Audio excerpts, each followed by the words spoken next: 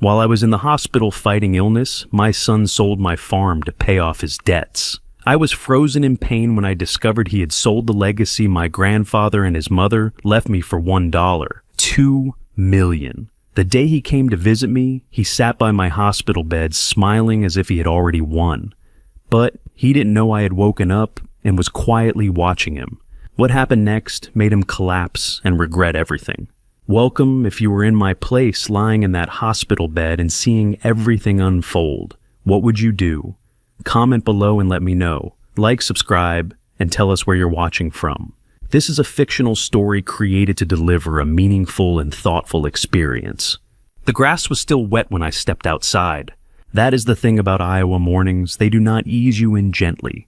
The cold comes up through the ground first through the soles of your boots before the air even has a chance to remind you what season it is. I have lived on this land long enough to stop noticing it most days. But that morning, for some reason I noticed everything. I stood on the porch for a moment longer than usual. The sky was just beginning to separate itself from the tree line, that particular shade of gray-blue that exists nowhere else on Earth except the hour before sunrise over a cornfield. Somewhere out past the south fence, a crow called once and went quiet. The farm breathed around me the way it always did, slow and certain, like something alive that had been alive long before I got here and intended to go on long after. 380 acres. That is what my grandfather Alton left behind when he passed. Not just the land, the idea of it. The belief that a man could put his hands into the earth and pull something lasting out of it. He built the house we still live in with timber. He cut himself back when this part of Boone County was nothing but open prairie and stubborn optimism. The red roof was his idea. He said a man ought to be able to find his way home from any direction.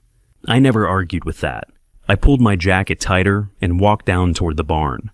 The horses heard me coming before I reached the gate the way they always do. Ranger, the older one, pressed his nose through the slats and huffed warm breath into the cold air. I filled the feed bucket the same way I had done every morning for the better part of 40 years, measured by habit rather than thought, my hands moving on their own, while my mind stayed somewhere quieter. There is a particular kind of peace in work that has been done so many times it no longer requires concentration. You just become part of the rhythm of it. After the horses, I walked the edge of the east cornfield. The stalks from the last harvest had been turned under, and the soil was dark and soft from the recent rain. I crouched down at one point and pressed my palm flat against the ground, something my father taught me to do, though I could never explain exactly why. He said the land tells you things if you bother to listen. I am not sure I ever learned to hear it the way he did, but I kept doing it anyway because some habits are less about what they accomplish and more about who they connect you to. I straightened up slowly, my knees reminding me as they do every morning, now that I am not the man I was at 40, and I kept walking. The apple orchard was at the northwest corner of the property, just past the old water pump that had not worked properly in years, but that I refused to replace on principle. Loretta had planted those trees the spring after we were married. She had driven 2 hours to a nursery in Ames, loaded 6 bare root saplings into the back of our pickup, and planted every one of them herself while I was out fixing fence line. By the time I came back that evening, she was sitting on an overturned bucket with dirt up to her elbows, looking at those 6 small sticks in the ground, like they were already something magnificent. They'll be full grown before you know it, she told me. She was right. She was right about most things.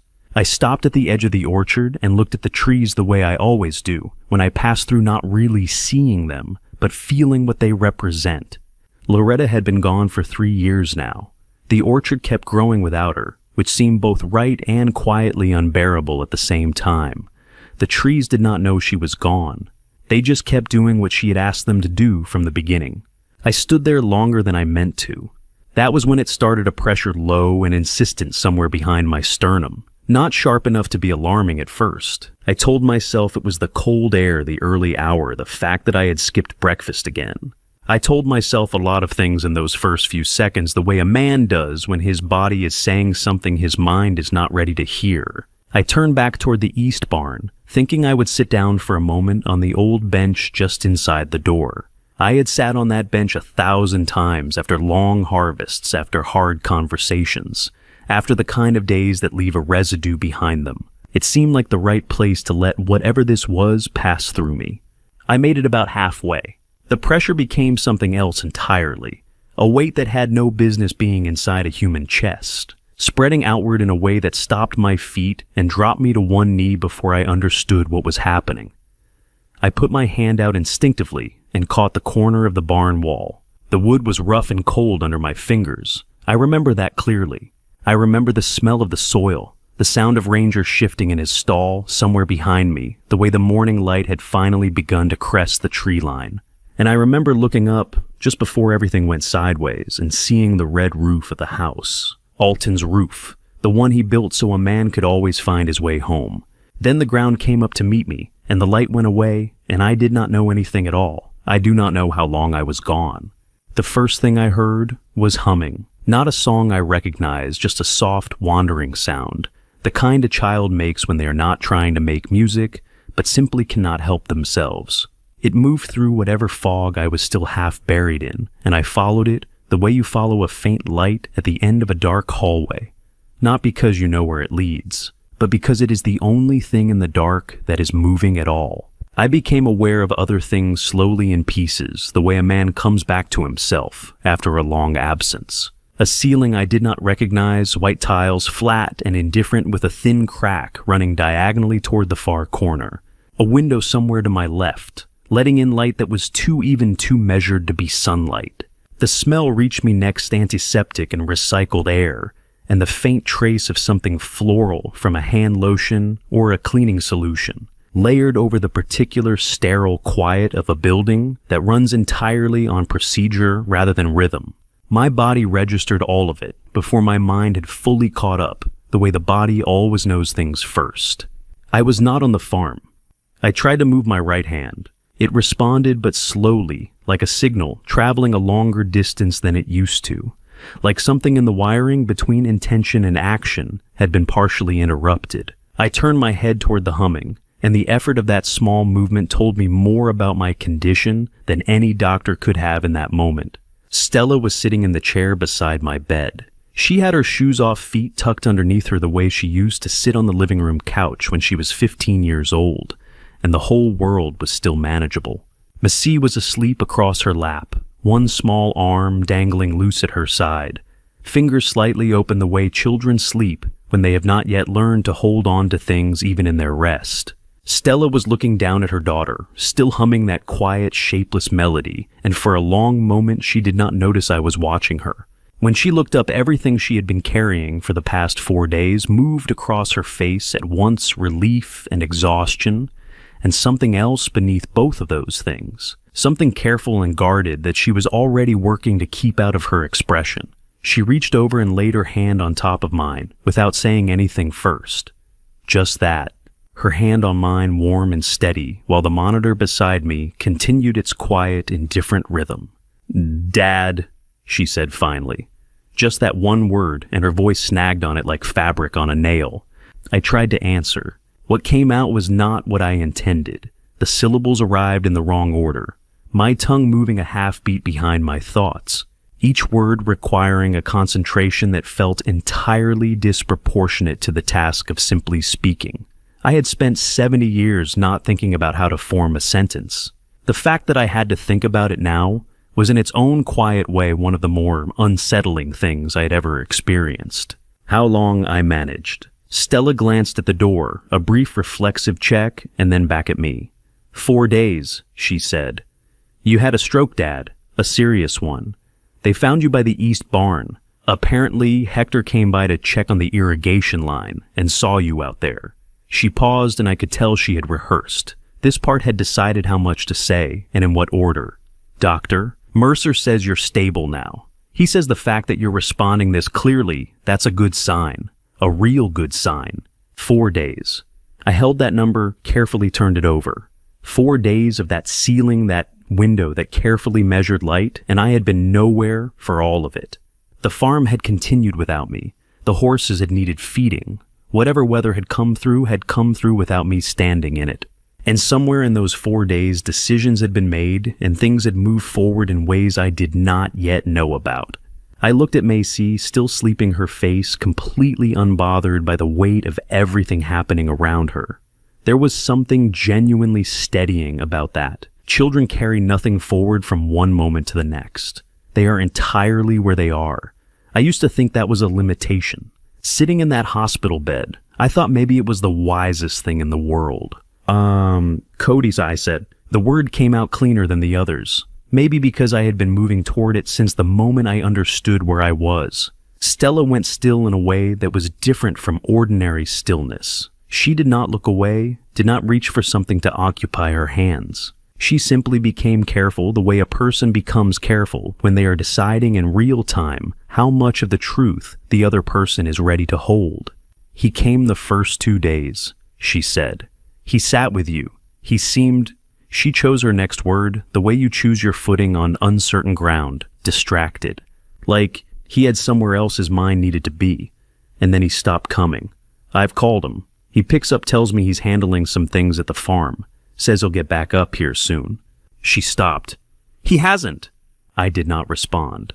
I let the information settle into me the way cold settles into old wood slowly and all the way through. Yet a nurse came in not long after. A woman somewhere in her mid-40s, with efficient hands and the particular calm of someone who had learned to deliver hard information without letting her own feelings get tangled up in the delivery. She checked the monitor, adjusted the drip line, asked me a short series of questions.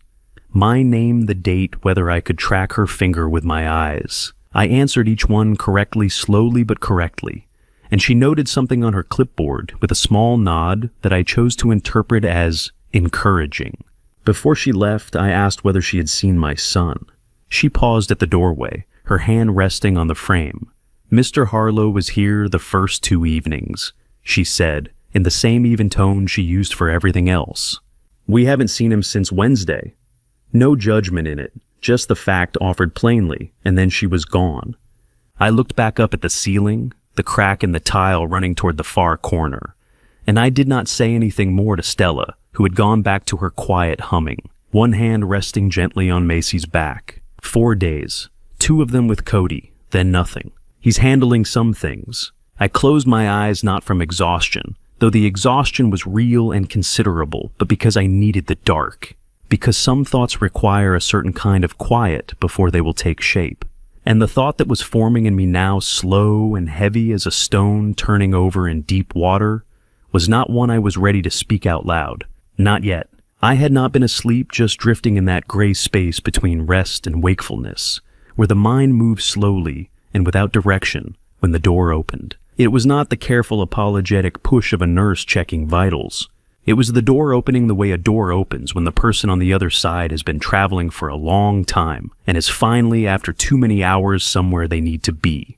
I turned my head before I had fully decided to. Griffin filled the doorframe for just a moment.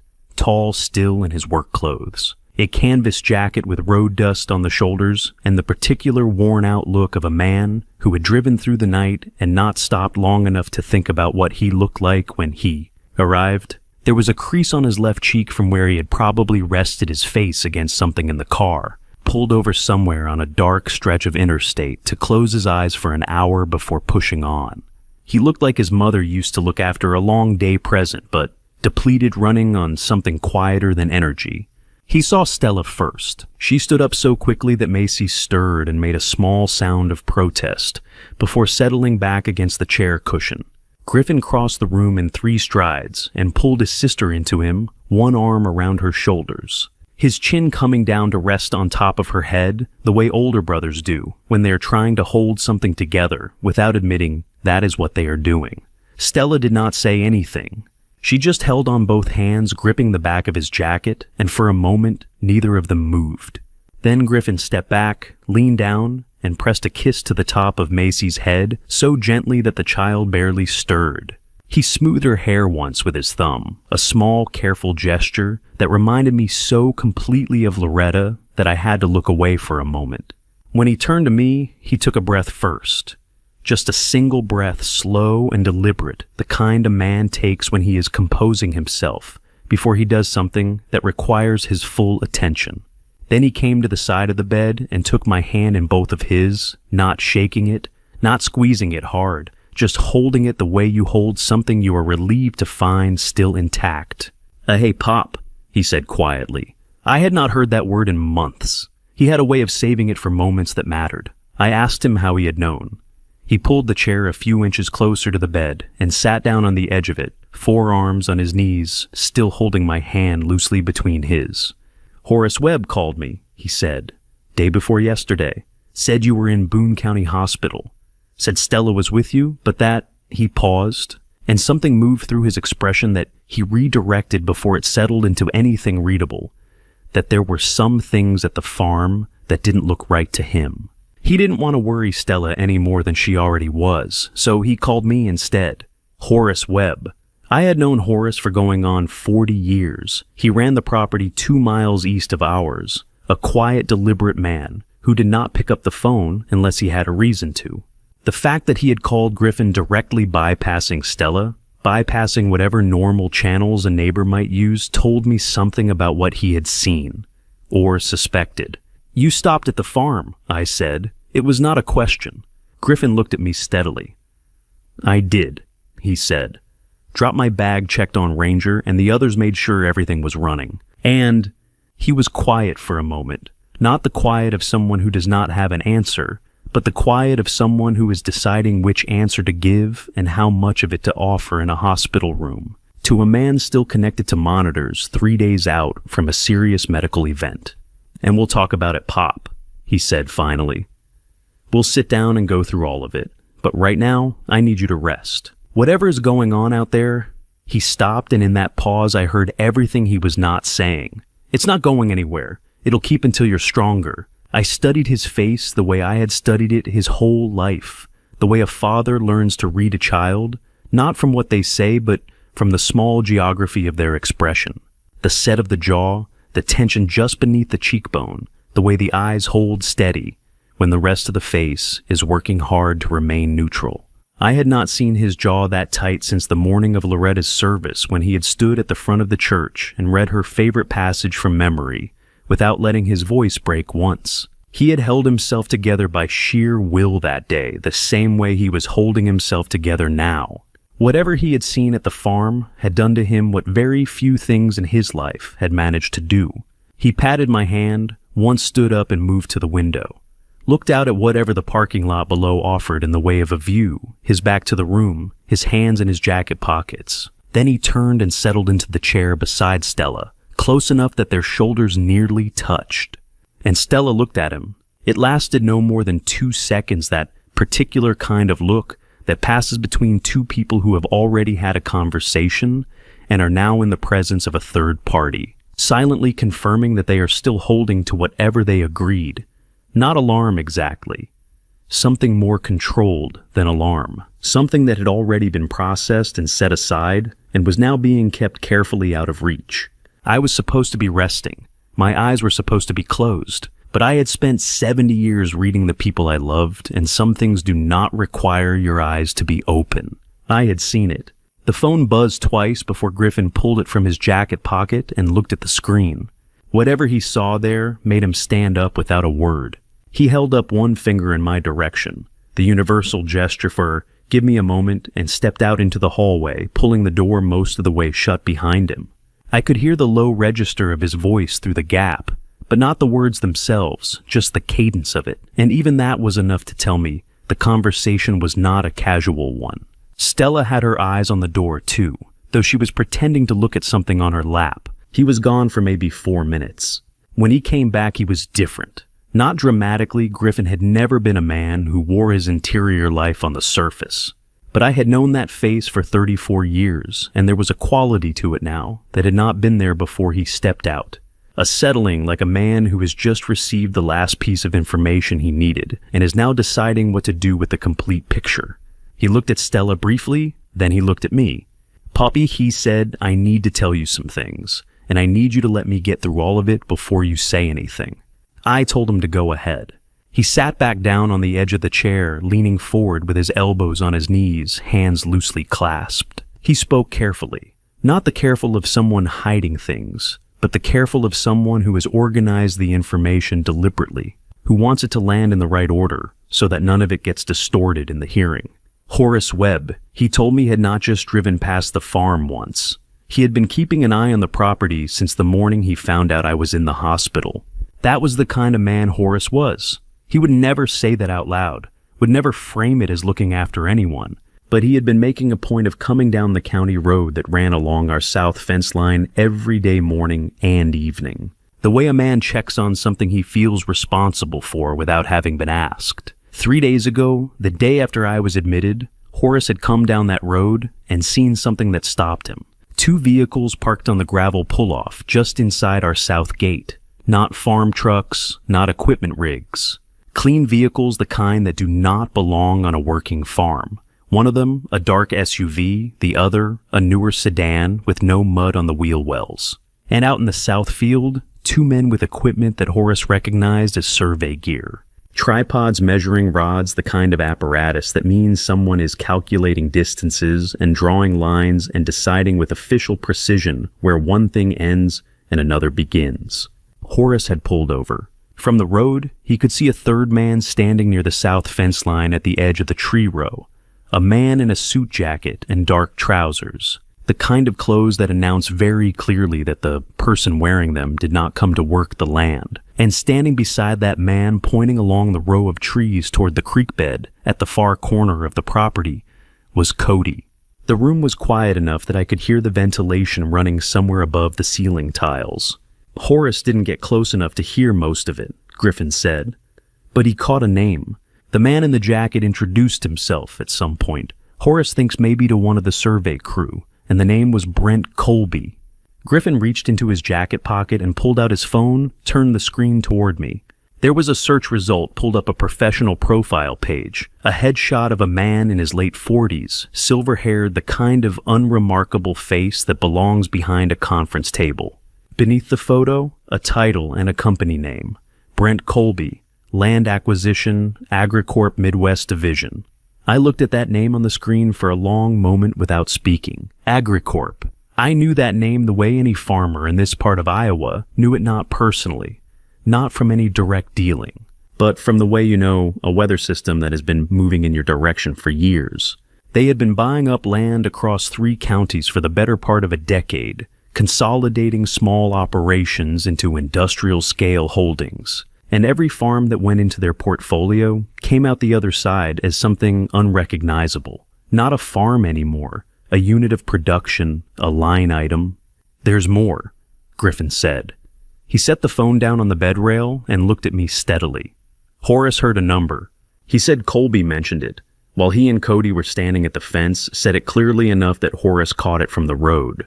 I waited. $1,200,000, Griffin said, for the full 380 acres. I had been a farmer my entire adult life. I understood land values, understood the market, understood that numbers like that could sound large in the abstract, while meaning almost nothing against the actual weight of what was being exchanged. $1.2 million for land that my grandfather Alton had cleared by hand, that my father had worked through drought and debt and years that nearly broke him, that I had put 40 harvests into land, where Loretta had planted apple trees and called them magnificent before they had grown a single branch worth noting.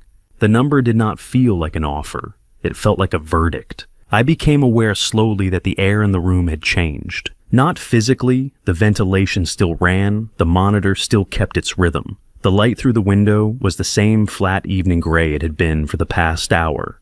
But something in the space between Griffin and me had shifted the way the atmosphere shifts in the hour before a serious storm, when the pressure drops and every living thing goes quiet without knowing why.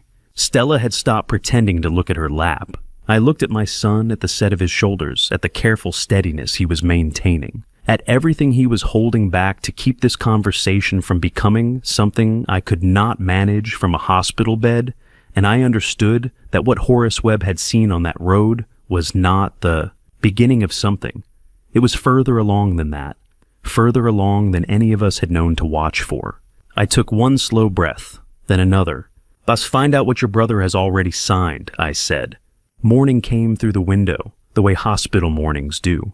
Not gradually, not with the slow build of light I had known every day of my life, on the farm, but all at once flat and institutional, as if someone had simply turned a dial from dark to bright without bothering with the in-between. Stella had gone home the previous evening to get Macy into a proper bed and to pick up some things I needed. Griffin had stayed. He had pulled the recliner chair from the corner of the room, angled it toward the window, and slept in it the way soldiers sleep, not deeply, not comfortably, but reliably. Every time I had surfaced through the night, he had been there, one arm across his chest, boots still on.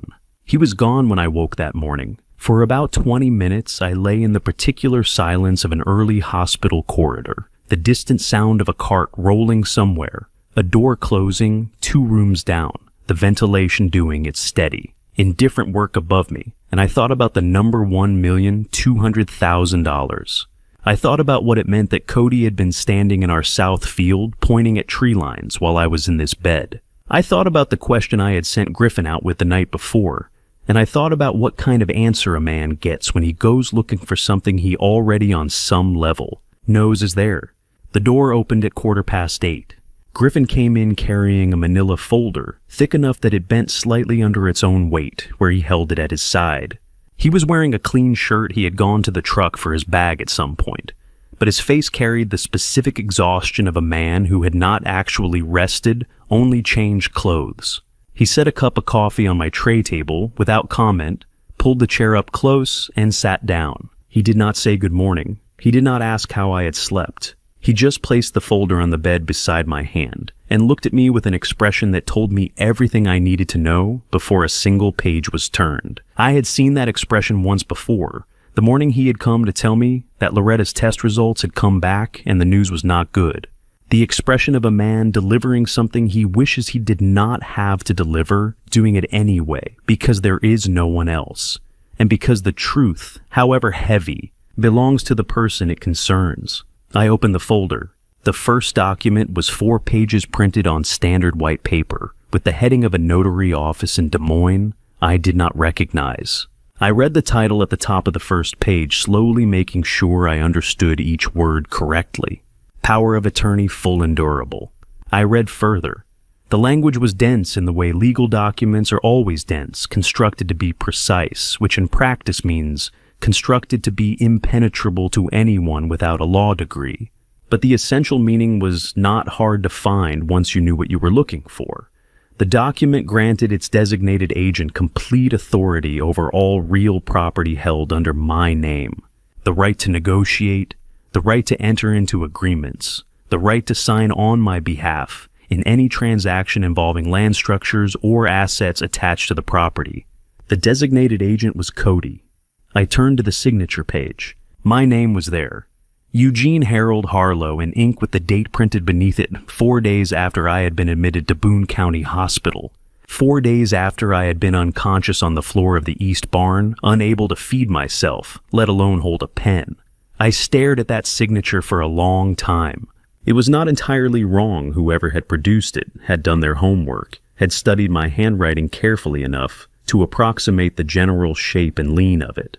The capital E had the right curve. The loop on the H was close, but the pressure was wrong. The way the letters connected was wrong. A man's signature is not just a pattern, it is a habit built over decades, and habits have a texture that cannot be fully copied by someone working from a sample.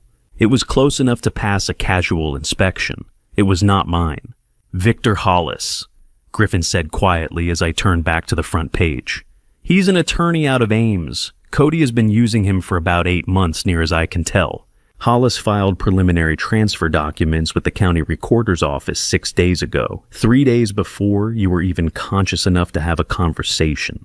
I set the papers down on the bed and looked at the wall. "But how much time do we have?" I asked. Griffin leaned forward. "The preliminary filing creates a window," he said. "It is not a completed transfer, not yet. But there is a response period, and once that closes, the process moves significantly faster and becomes considerably harder to contest. We are inside that window right now, but it is not a wide one." He paused. "I called the county courthouse this morning before I came up.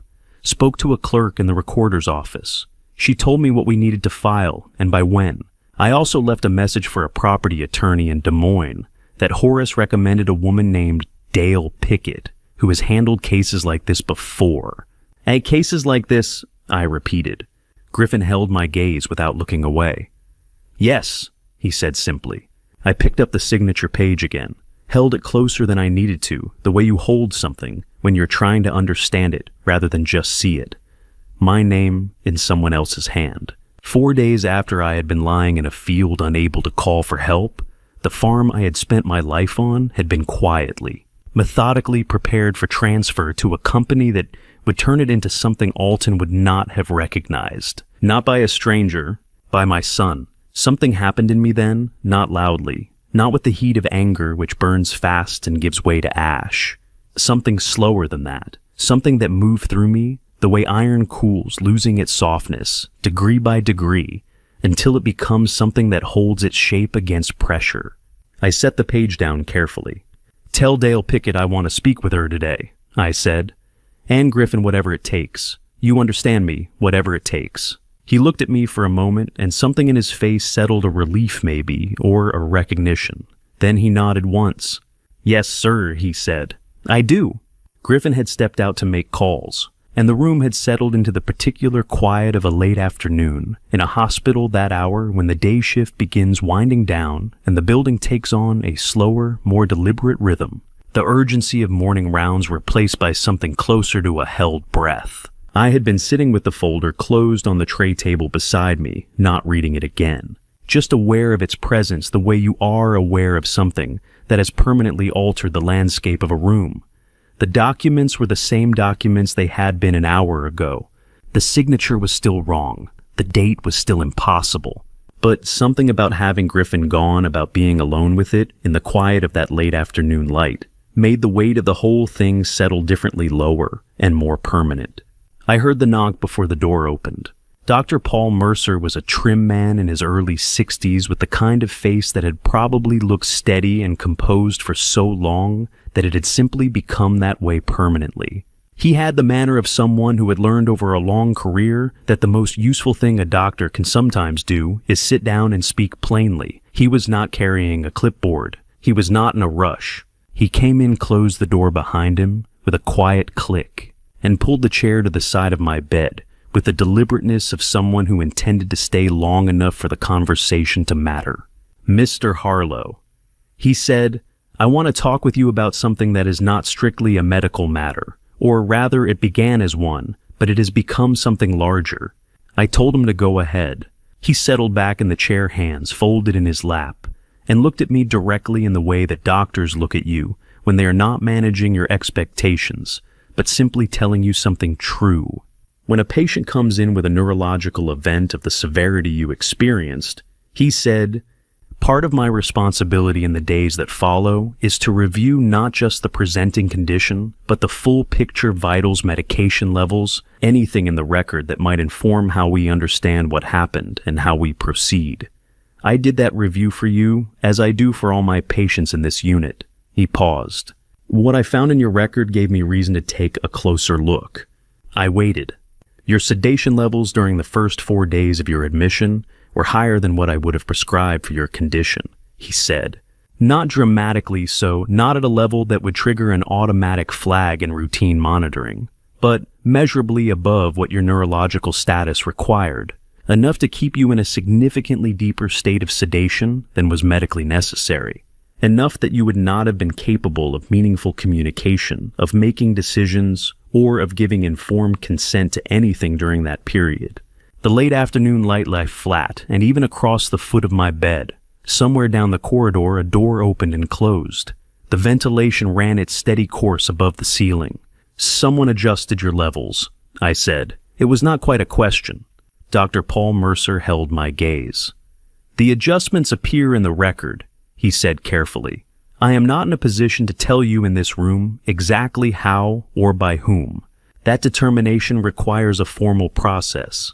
What I can tell you is that the pattern is not consistent with standard care protocol, and that I have a professional and legal obligation to report what I found. He let that land before he continued. There is a term for what the evidence in your record suggests, he said. When a vulnerable adult, and by legal definition, Mr. Harlow, a patient in your condition during those 4 days, qualified as a vulnerable adult, when someone in that position is deliberately kept in a state that prevents them from understanding or responding to what is happening around them, particularly in a context where decisions about their property or finances are being made, the law calls that elder abuse. Those 2 words sat in the room between us, like something solid. I had heard that phrase before, in the abstract, the way you hear about things that happen to other people in other circumstances, things that belong to a category of the world you assume will never intersect with your own life. I had always associated it with nursing homes, with strangers, with families I did not know. I had never once imagined sitting in a hospital bed in Boone County with a doctor using it to describe what had been done to me. I will be filing a report with Iowa Adult Protective Services, Dr. Paul Mercer said. That is not a decision I've made lightly, and it is not something I do without being certain of what the record shows. But the record shows what it shows, and my obligation to you and to the law is clear. He paused again. I want to make sure you understand what that means. An APS report initiates a formal investigation. It brings people into this situation who have authority and resources that go beyond what any individual can bring on their own. I looked at him for a moment. Then I said, that means someone official is finally going to be involved. Something shifted in his expression. Not quite relief, not quite confirmation. Something quieter than either of those. He nodded once. Yes, he said. That is exactly what it means. He stood straight in the chair back to where he had found it and picked up the folder he had brought, but never opened his own notes, I assumed, or copies of what he had already filed. He paused at the door with his hand on the frame, the same way the nurse had paused 2 days ago, and looked back at me. Get some rest, Mr. Harlow, he said. You are going to need your strength. Then the door closed behind him, and the room was quiet again. I turned toward the window. The sky outside had gone the deep gray blue of early evening, the kind of color that in any other week of my life I would have watched from the porch with a cup of coffee, listening to whatever the fields had to say before dark. Instead, I was here in a bed I had not chosen, in a building that smelled of antiseptic and recycled air, looking at a sky I could not walk under. And for the first time, not as a fear, not as a suspicion, but as a plain and settled fact, I understood that the morning I had walked out to the east barn and felt that pressure building in my chest had not simply been my body failing me. Someone had made a plan. They had needed me out of the way, and they had made sure I stayed out of the way. And then they had moved while the path was clear. I had not just been ill. I had been removed. The day Horace Webb came to see me, it was raining. Not the heavy, purposeful rain of a summer storm, but the slow, gray kind that settles in over Iowa in the in-between seasons, and simply stays the kind that does not announce itself, and does not apologize, just comes down steadily and makes the world outside a window look like something seen through old glass.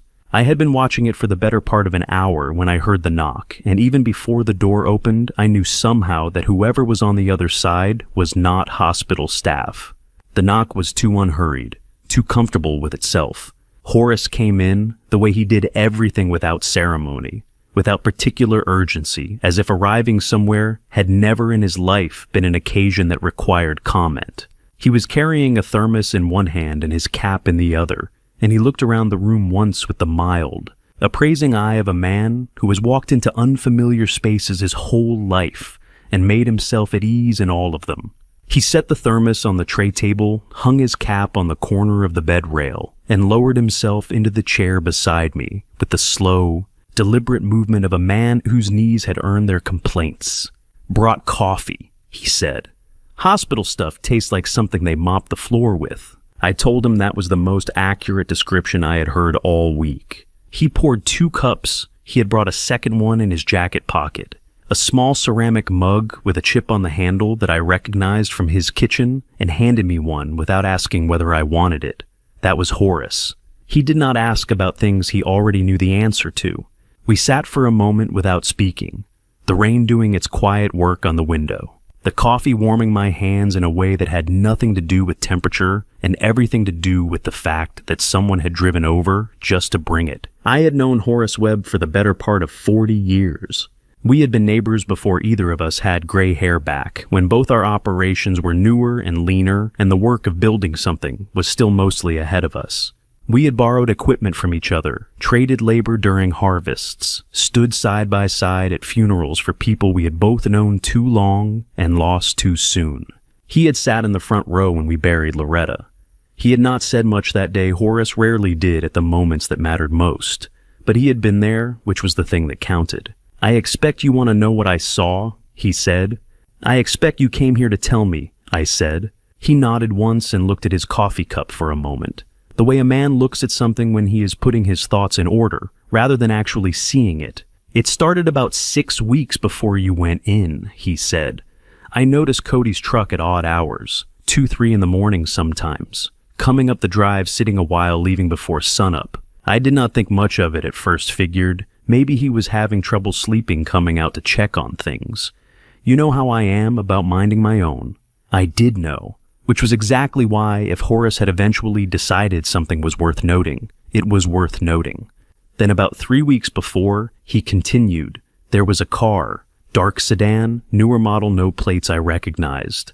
It parked just off the county road near your south gate, not on your property, just off it, like whoever it was understood the difference.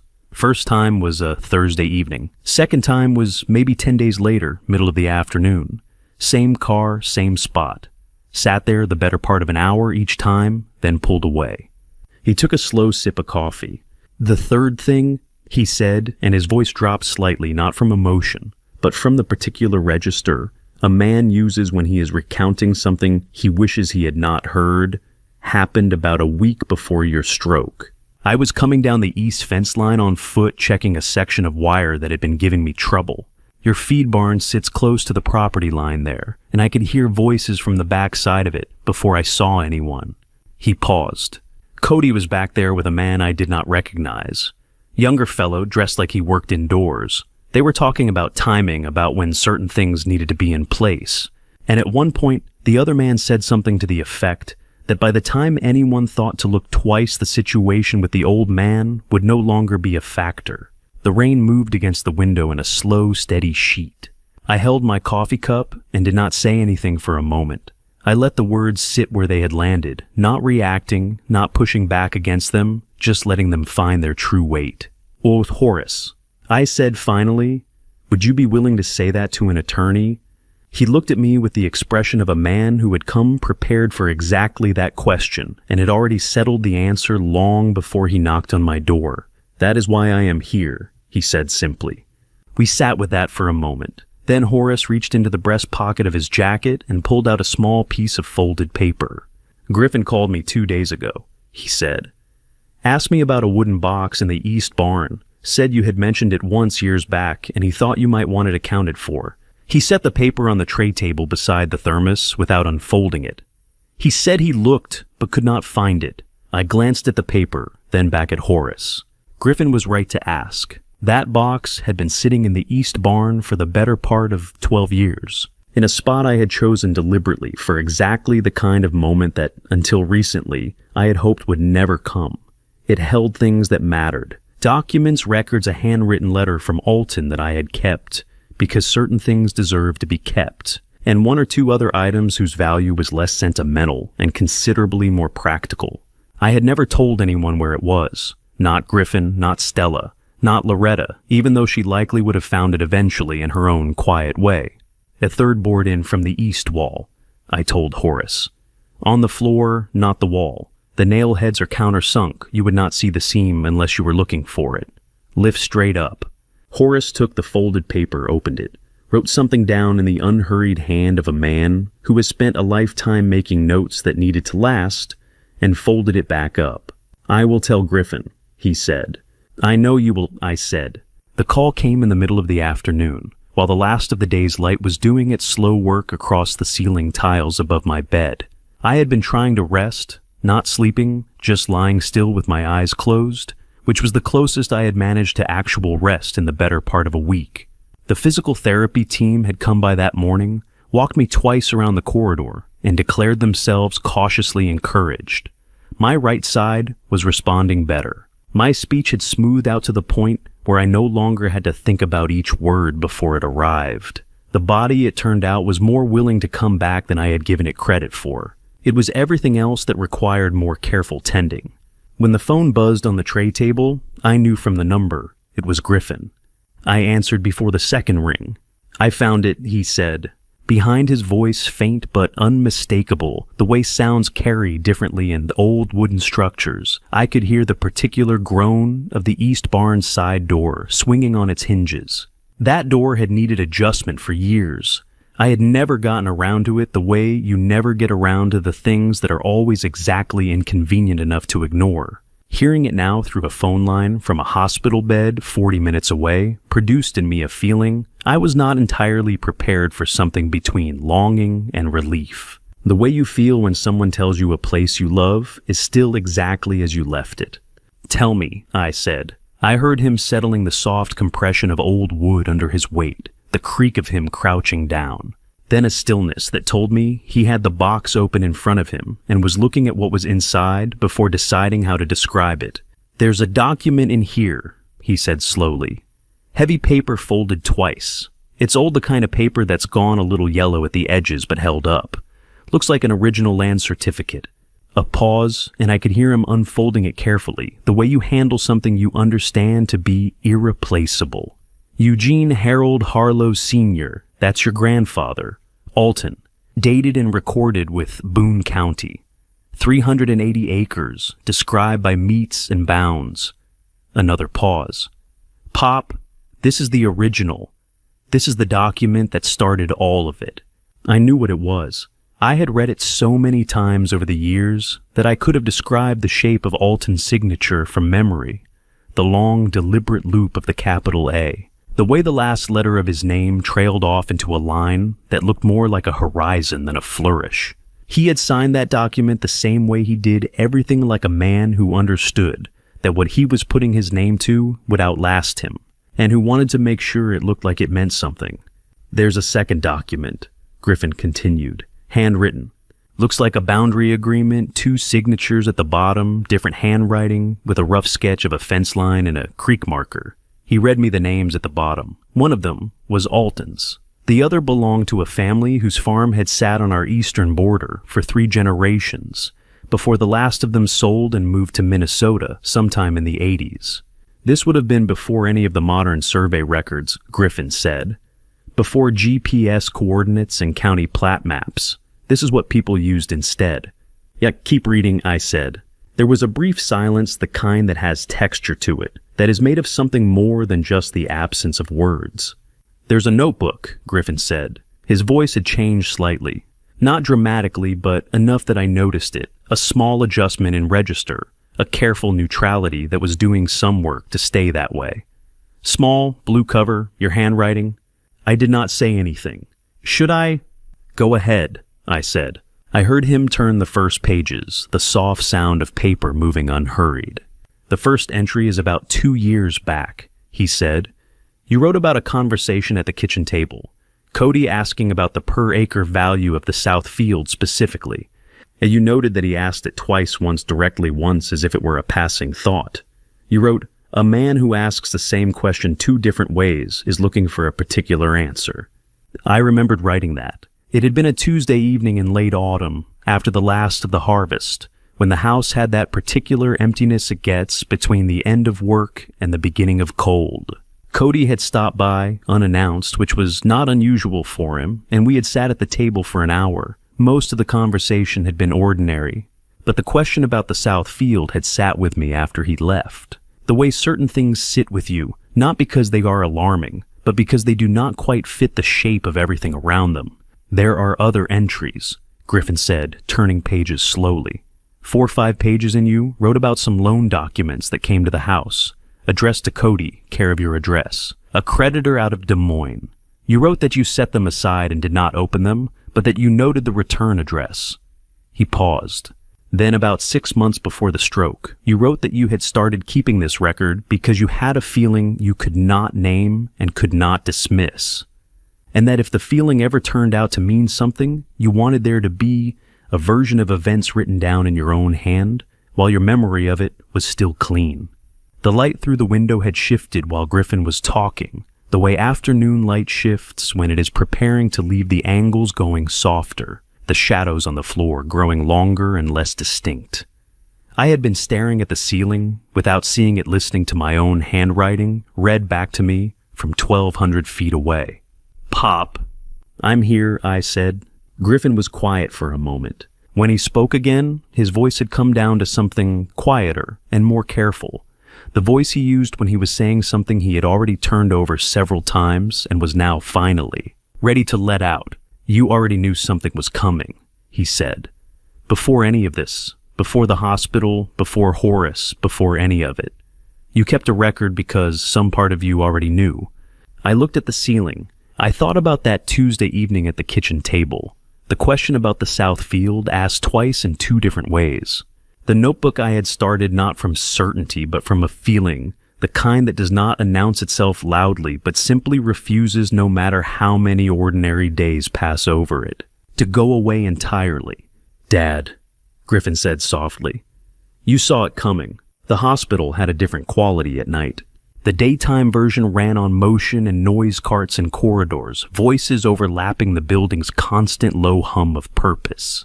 But after 8 o'clock, it all pulled back like a tide going out, and what remained felt quieter and more honest, the way places become more themselves when the activity stops. The overhead light had been switched off. The lamp in the corner threw a narrow, warm circle across the foot of my bed.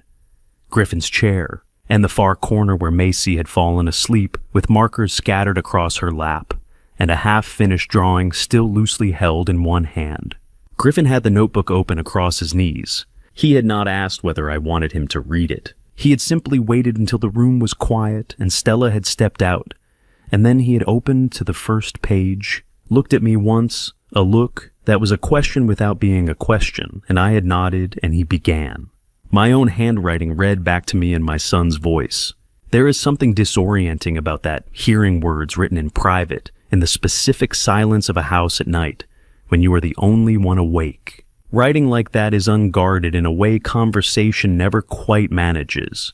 You are not performing for anyone. You are just trying to find out what you actually think. Griffin read slowly and without comment. He let the words arrive in the room without shaping them toward any reaction, and I was grateful for that. The early entries were tentative.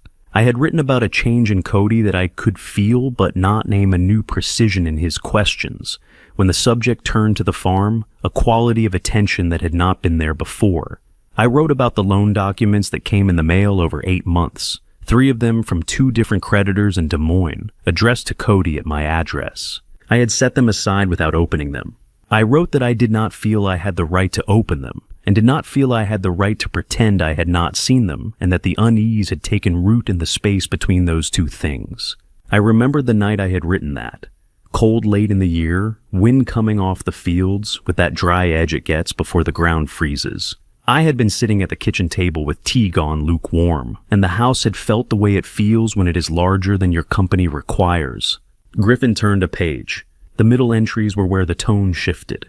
I had written about a phone call I had overheard, not intentionally, just the coincidence of being on the wrong side of a door at the wrong moment. Cody's voice clipped and businesslike in a way that was not how he talked to family, using language about assets and timelines that sounded borrowed from people who did things with other people's land for a living. I had walked away without letting him know I was there. I had thought about it for 3 days before writing it down. Then Griffin read the line. I remembered most clearly. I keep telling myself I'm an old man reading too much into ordinary things. I keep telling myself a son does not do what I'm afraid he might be doing, but the feeling does not go away. It just waits.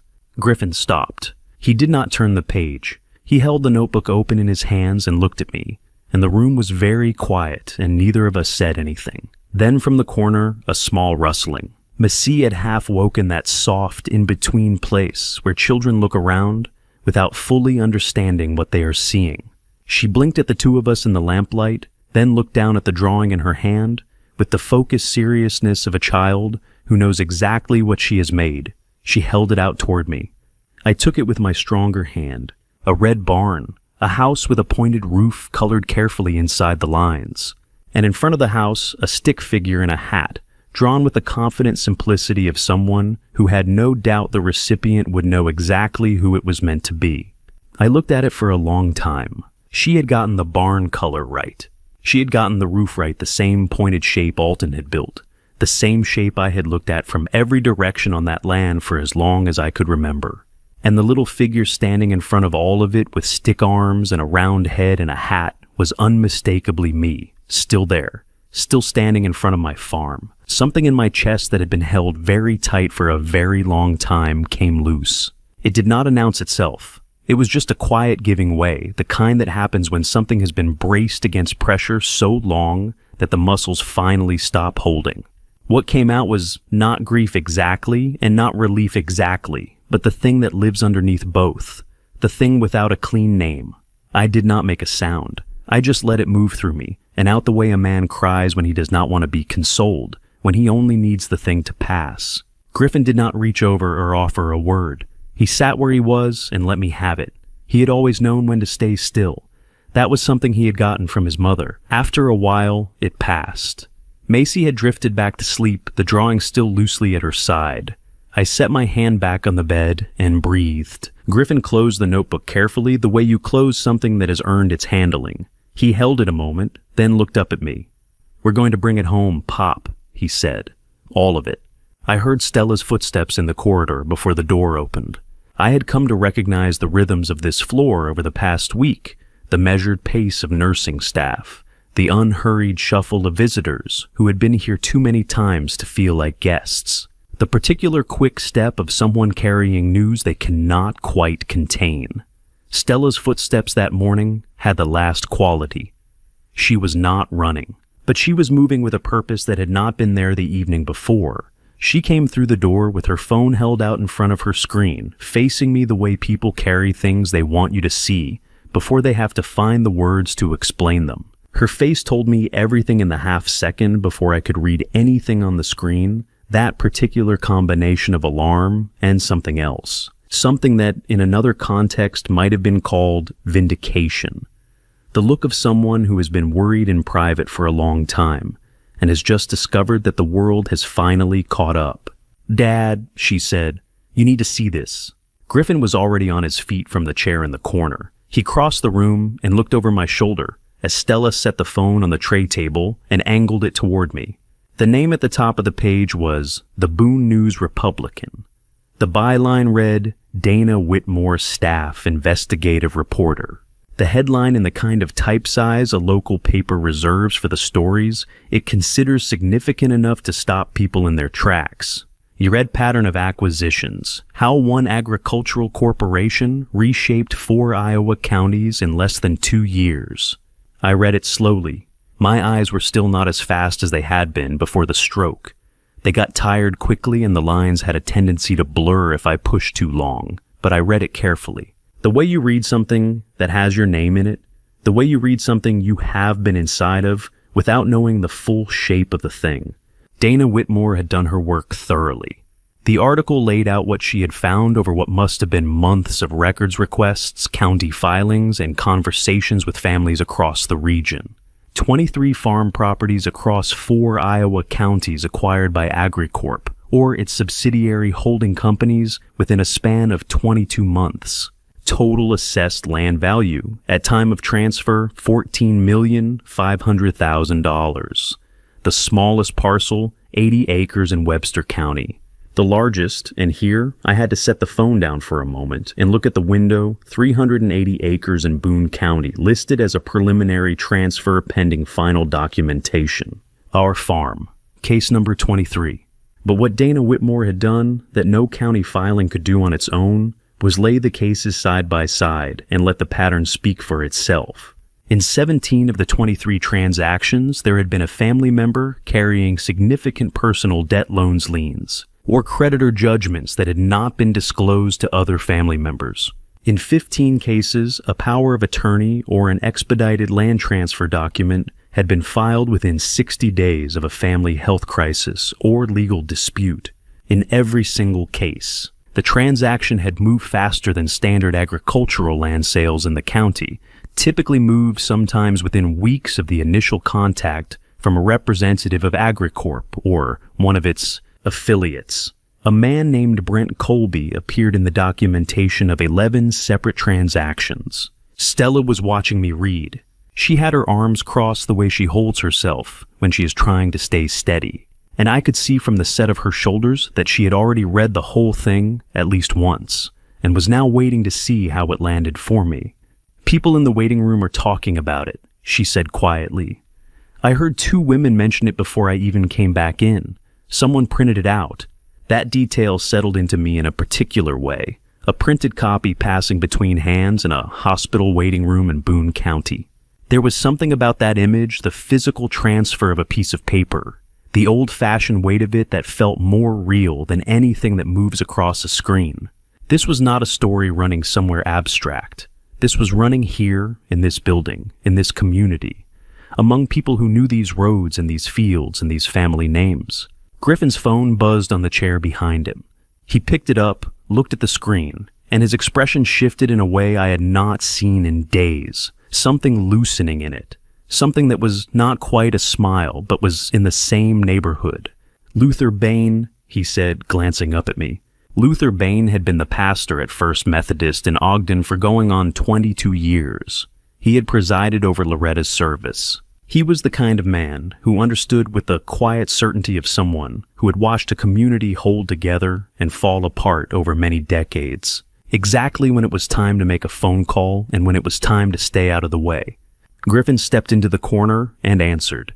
I could hear Luther's voice through the phone, not the words, just the tone, which was unhurried and deliberate and carried in it the particular warmth of someone calling, not because they had to, but because they had decided it was right. Griffin listened more than he spoke, nodding twice, and when he ended the call, he looked at me with an expression I had not seen on his face since before any of this had begun. "He says the congregation wants to help," Griffin said, "however we need."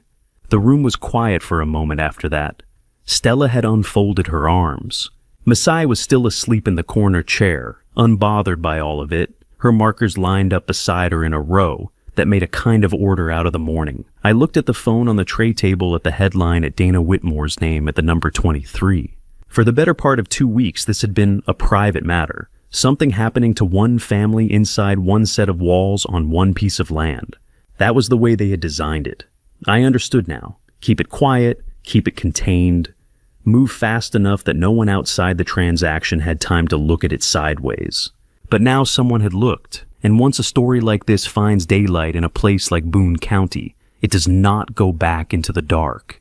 Good, I said. Let people see it. The morning after the article ran, the hospital felt different. Not dramatically, the corridors still ran on the same schedule. The same carts rolled past at the same hours, the ventilation kept its indifferent rhythm above the ceiling tiles. But there was a quality to the air that had not been there before, a tension that a building absorbs from the people moving through it when something has shifted in the world just outside its walls. I noticed it in the way the nurses moved a little more deliberately than usual, in the way the aide who brought my breakfast did not make small talk the way she had every other morning. Griffin arrived at 9:30. He came in without the folder, without the thermos, without any of the props that had accompanied the harder conversations of the past week. Just himself, jacket on hands in his pockets, the look on his face of a man carrying something he had been turning over since before he went to sleep the night before. He sat down and got straight to it. Agricorp's legal team contacted hospital administration yesterday afternoon, he said, after the article ran. I waited. They are contesting Dr. Mercer's report. Their position is that he exceeded his professional authority by making a determination that fell outside his direct clinical responsibilities, that a physician treating a stroke patient has no standing to characterize the circumstances of that patient's sedation as anything other than a medical matter. Griffin paused, and I could hear in the pause how carefully he had memorized this. They have indicated they intend to file a formal complaint with the Iowa State Medical Board if the report is not withdrawn. I looked at the window.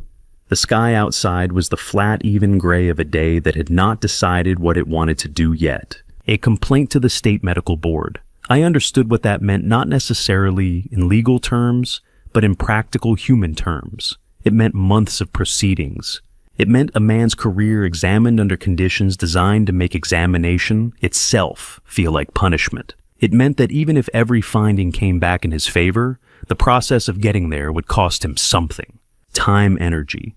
The particular toll of having your professional judgment publicly questioned by people with the resources to make the questioning expensive. That was the point, of course. The complaint was never really about the outcome. It was about the cost of standing firm. What did Dr. Mercer say? I asked. Griffin looked at me with something that was almost but not quite a smile. I ran into him in the corridor this morning. He said, "Before I came in here, I told him what I had heard. I asked him directly whether the pressure from administration had changed anything about his position. And he said," Griffin paused not for effect, but because he was making sure he had the words right, "they can do whatever they feel they need to do. My report reflects what the record shows, and the record does not change because someone finds it inconvenient." He let that sit for a moment. Then he said the APS documentation had already been submitted and was in the hands of the investigating unit, and that he had made himself available to speak with their team directly whenever they needed him. Yes, I sat with that for a moment. I had known enough men over the course of my life to understand that there are two kinds of steady. The first kind looks steady from the outside, but has a negotiating point somewhere inside it, a threshold past, which it will find a reason to move. The second kind is steady. The way old timber is steady, not because nothing has pushed against it, but because what pushed against it only revealed what was already there. Doctor. Paul Mercer was the second kind. I had sensed it the afternoon he sat down in the chair beside my bed and used the words elder abuse without flinching. I had seen it in the way he delivered hard information, not as something he was doing to me, but as something he owed me. A man like that does not adjust his report because a corporate legal team sent a letter to hospital administration. The letter was not written for him. It was written for anyone around him who might be more easily moved. They are trying to make the people closest to this case feel like the cost of staying in it is too high, I said. Griffin nodded slowly. That is exactly what they are doing. It means we are getting somewhere, I said. People do not spend money pressuring witnesses when they are confident in their position. Griffin looked at me for a moment, and something in his face settled the particular settling of a man who has been carrying a weight alone and has just been reminded that he is not, in fact, carrying it alone. Outside in the corridor, two voices passed in conversation and faded down toward the nurse's station. The ventilation ran. The gray sky outside the window held its position without committing to anything. I thought about Dr. Paul Mercer standing in a hospital corridor that morning, being asked whether a formal threat from a corporation's legal team had changed his mind, and answering the way he had answered, not with anger, not with defiance, which would have been the easier and louder thing, just with the plain, unhurried statement of a man who has already decided where he stands and does not find the question particularly complicated. That kind of steadiness costs something to maintain. It always does, and it deserved to be acknowledged. Tell Dr. Mercer I said thank you, I said. Tell him I mean it. Griffin nodded, once stood up and reached for his jacket on the back of the chair. I will, he said. He'll appreciate hearing it. The hospital at 2 a.m. is the quietest version of itself. The corridor outside my door had gone down to a single pair of footsteps every 20 minutes or so, a nurse doing rounds, moving with the practiced near silence of someone who has learned to do their work without disturbing the thin layer of rest that a hospital night makes available. The monitors ran. The ventilation ran. The window showed nothing but the reflected glow of the parking lot lights against the dark. And I had been lying in that specific wakeful stillness that comes when the body is tired, but the mind refuses to follow it down. When the phone lit up on the tray table, I saw the name before I heard the sound. Cody. I looked at it through 2 full rings. Not because I was deciding whether to answer. I think some part of me had been waiting for this call since the moment I understood what had been happening, but because I wanted to be still for a moment before I was not. Then I picked it up. Pop. His voice was different.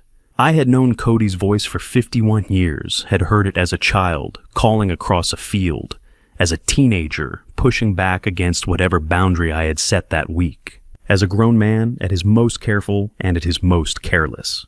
I knew the particular register he used when he wanted something, the one that was a degree or two more relaxed than his natural voice, measured and unhurried in a way that was actually a form of effort.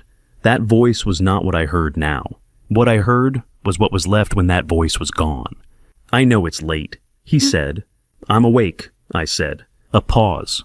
I heard him breathe not steadily the way a man breathes when he is composed, but with the irregular rhythm of someone who has been holding something for a long time and is standing at the edge of putting it down. "I'm sorry," he said. I did not respond. I waited. "I know that doesn't cover it," he continued. I'm not calling because I think saying it makes it okay.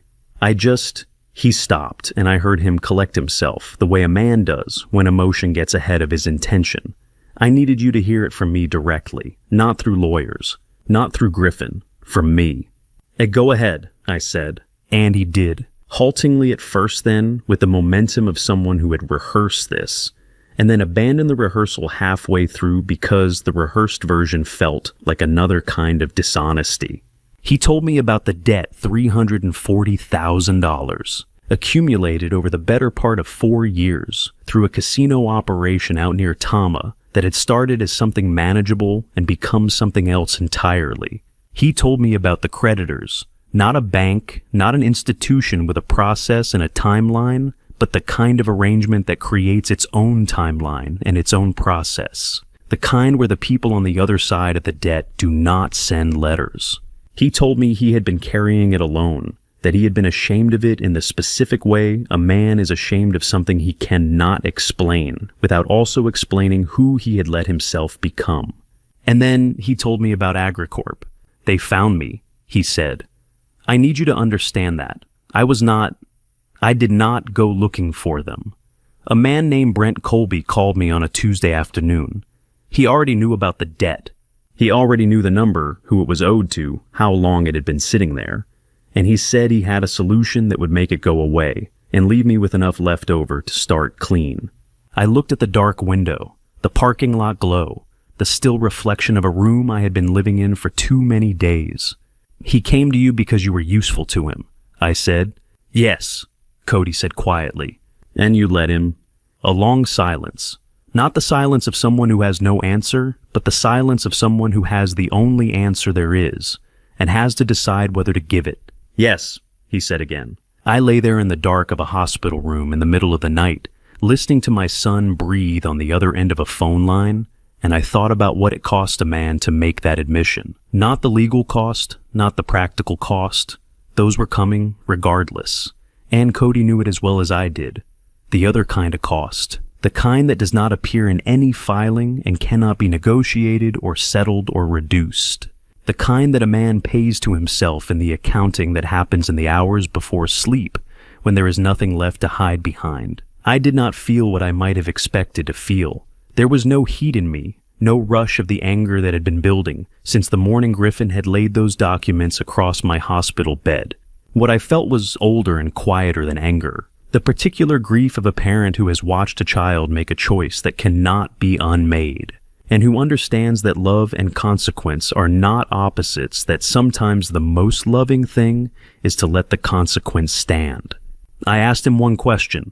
"When you were standing in that south field with Brent Colby pointing at the tree lines, did you think about what that land means? Or did you only think about what it was worth? Ekasestridis abam meo bosezir." The silence that followed was the longest of the call. I did not fill it. I let it be as long as it needed to be, because the question was not rhetorical and did not deserve to be treated like one. He did not answer. The call stayed open. I could hear his breathing slow, uneven, the sound of a man sitting somewhere in the dark on his end of a long distance, holding a phone and not finding the words, or finding them and understanding that they would not be enough. After a while, the call ended. I set the phone face down on the tray table and looked at the ceiling. The crack in the tile was still there, running toward the far corner, unchanged by everything that had happened in this room.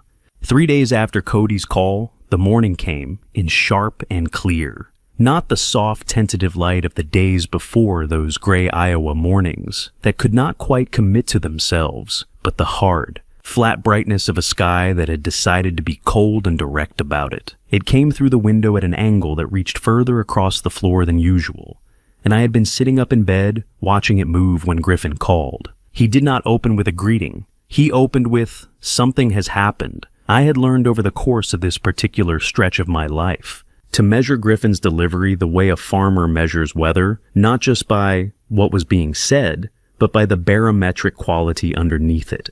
The words "something has happened" could cover a wide range of territory. What told me where on that range we were sitting was the particular steadiness in his voice, the kind that sounds calm because the person speaking has already processed the shock and is now simply reporting. This was not bad news. "Brent Colby reached out," Griffin said. I stayed quiet and let him continue. He had not reached out directly, not to Griffin, not to Dale Pickett's office, not through any channel that could be traced back to him in a straightforward way. He had used an intermediary, a former colleague who now worked in commercial real estate in Des Moines, and who had made contact with Dale Pickett's paralegal through what was described as an informal inquiry. The careful indirection of it told its own story. Brent Colby was not a man acting from principle. He was a man acting from fear, and he was constructing as much distance as possible between himself and the act of cooperating in case he needed to deny it later. But what he had sent through that intermediary was not nothing. "A USB drive," Griffin said, "delivered by hand to Dale Pickett's office yesterday afternoon. She called me last night after she had gone through it. What was on it?" Griffin took a breath, the kind that precedes a list of things that hold weight. "Internal communications," he said. "Emails, internal memos, what looks like a directive document that came down from AgriCorp's Regional Acquisition Office.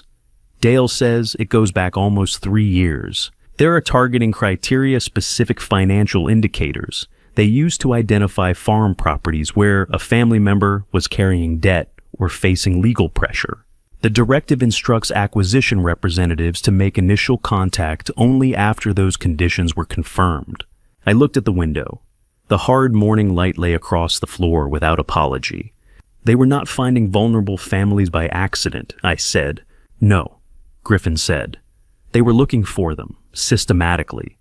He went on, "Among the internal communications on the drive were emails that referenced our property specifically, not in the weeks before my stroke, not in the month before, but in correspondence dating back, the better part of 14 months. Our farm had been identified, evaluated and flagged inside AgriCorp's acquisition pipeline long before Brent Colby had ever parked a sedan on the county road near our south gate.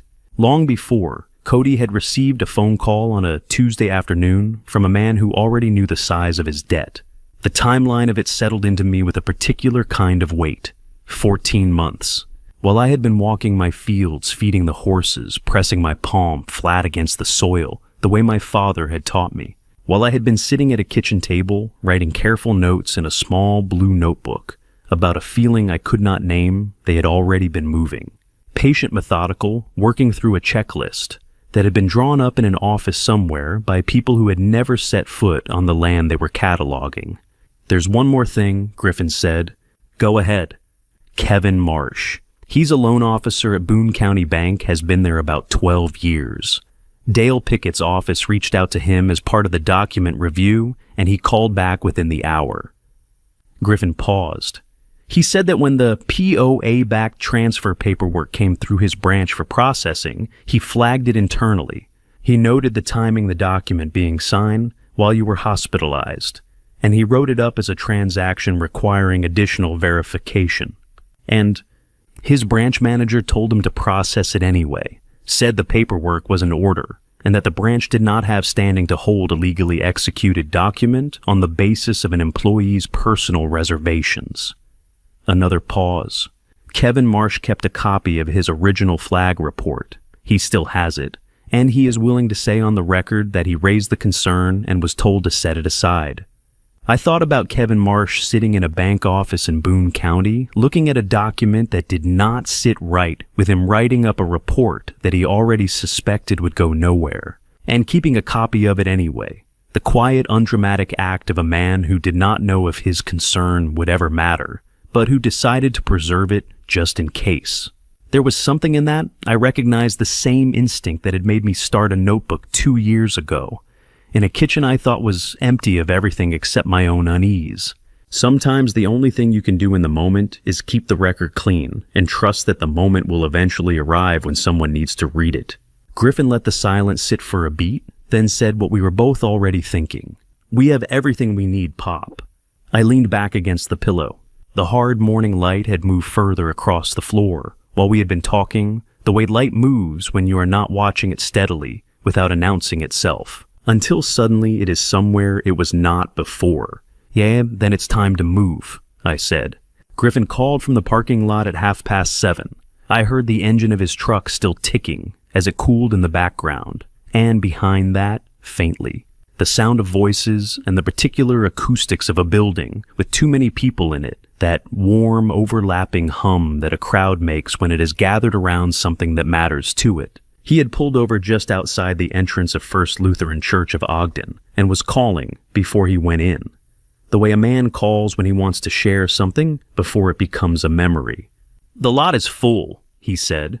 "There are trucks parked out on the grass." I settled back against the pillow and held the phone against my ear. Outside my window, the night was quiet and unremarkable, the same flat dark it had been every other night of this hospital stay. But on the other end of that phone line, something was happening that I was not going to be present for. And Griffin understood, without being asked, that the least he could do was hold the phone up so I could hear it. He walked in with the call still open.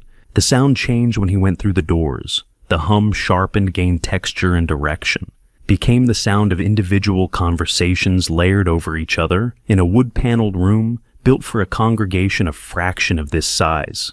Griffin said nothing for a moment. He just let me hear it. Pews filled past capacity-folding chairs set out along the side walls. People standing in the back with their coats still on because there was nowhere to put them and no reason to leave. Muk-Su, Luther Bain, opened the meeting the way he opened everything, with a prayer that was neither long nor performative, the kind that says what it needs to say and then steps out of the way. I could not make out the words clearly through the phone, just the cadence of it, the rise and fall of a voice that had been doing this long enough that it no longer needed volume to carry weight. When he finished, there was a brief, genuine quiet in the room, the kind that follows something that has been heard rather than just listened to. Then the room opened up. Griffin held the phone steady and let it come to me in pieces. A man from a farm out near Beaver Creek, he had signed papers he did not fully understand after his wife had been hospitalized, and the bills had stacked up faster than the harvest could answer them. A woman from the south end of the county, whose father had handed over a land transfer under what she now understood had been manufactured urgency, a deadline that turned out not to be a deadline at all. Two brothers from outside Pilot Mound, whose family operation had been the 14th of the 23 they had driven past their old fence line last week, they said, and the signage was already changed. Each voice carried something different. Some carried anger, which was clean and useful. Some carried grief, which was older and less organized, but no less real. A few carried something quieter than either the particular exhaustion of people who had been trying to make sense of what happened to them in private and had just for the first time walked into a room full of people who already understood without needing the story explained. At some point, Griffin started moving through the room, and the voices came and went as he did, fragments of conversation, the scrape of a chair, the sound of a hand on a shoulder. I lay in a hospital bed 40 minutes away and listened to my county put itself back together piece by piece. Near the end of the evening, Griffin went still. I heard his breathing slow, in the way it does when he is paying close attention to something. An older voice from somewhere near the front of the room. Unhurried and deliberate, the kind of voice that belongs to a man who has learned that he does not need to be loud to be heard. "I've known Eugene Harlow going on 30 years, the voice said, "and I can tell you that man has shown up for this county more times than most of us have thought to count.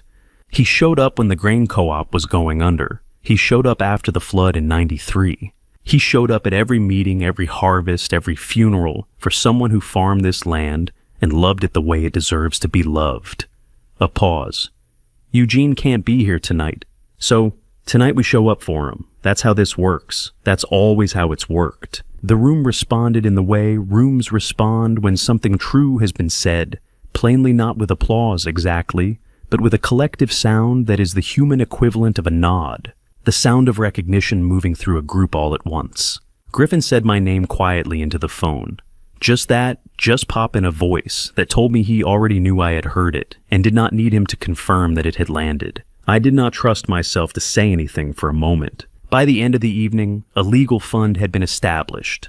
$120,000 committed by more than 200 people before the folding chairs were put away. Some had given what a working farm family can spare on a Thursday night in the middle of a difficult season, which is not nothing, and which means something different than a larger amount from someone for whom it costs less. Griffin read me the total from a notepad someone had handed him at the door on the way out, his voice carrying the careful flatness of a man keeping his own feelings out of the way of the information.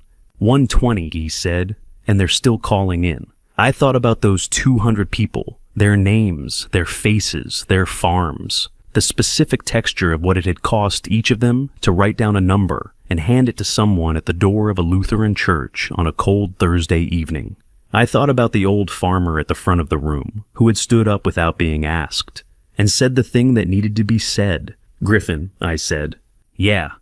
When you have the list of names, every single one of them, I want to thank them personally. By name, each one, a pause. I'll get you the list, he said. The list of names was still on the tray table when Cody appeared in the doorway. Griffin had dropped it off that morning, 3 pages handwritten in 2 different hands where someone had taken over partway through every name from the meeting at First Lutheran accounted for. I had been reading through it slowly, the way you read something you intend to treat carefully, when I looked up and saw him standing there. He had not knocked. He was just there the way people sometimes are when they have been standing at a threshold long enough that the act of knocking has become its own kind of delay. He was in a jacket I recognized dark blue, the one Loretta had given him years ago, that he had never quite stopped wearing, and he looked like a man who had not been sleeping well, which I understood, and who had driven here without entirely deciding what he was going to say when he arrived, which I also understood. We looked at each other across the length of the room. I did not say come in. I did not say anything. I just held his gaze, and after a moment he stepped through the door and pulled it closed behind him. He stood near the foot of the bed for a moment, hands in his jacket pockets, looking at the floor the way a man looks at the floor when he is composing himself, and does not want the other person to watch him do it. Then he looked up, and he came around to the side of the bed, and he did not take the chair. He sat on the edge of the mattress instead, on my left side, close enough that I could have reached him without stretching, the way he used to sit when he was small and had come to find me after a bad dream, or after something at school had gone sideways, and he needed to be near something that felt solid before he could talk about it. I had not thought about that in years. The memory arrived without warning the way the oldest ones do. I talked to Victor Hollis, he said, without looking up. He told me to contest everything, said we had procedural grounds, said the timeline on the APS report could be challenged, said Dale Pickett's documentation had gaps that a good attorney could work. A pause. He had a whole strategy laid out. And I said, Cody looked at me then, and I told him I wasn't going to do it. I waited. I told him to stand down, he said. Whatever needs to happen legally, whatever the process is, I'm not going to be the one fighting it. I'm done fighting it. He said this without drama, without the kind of declaration that is really a performance of remorse rather than the thing itself. He said it the way a man states a decision he has already made and does not need to revisit. Then he said, I'm sorry, Pop. The words were plain and direct, and they carried in them the weight of someone who had not reached them easily.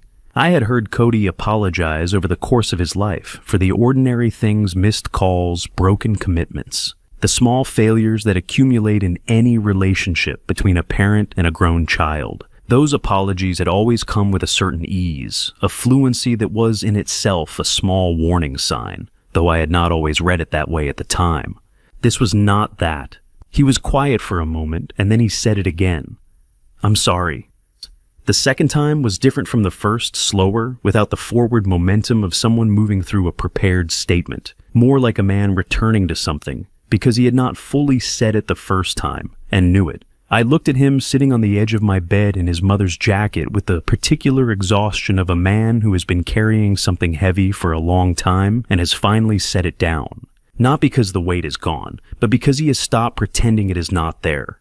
He said it a third time. Not as repetition, but as arrival, the way you say something the third time when the first two were practice, and you have finally found the form the words need to take. I know what I did, he said.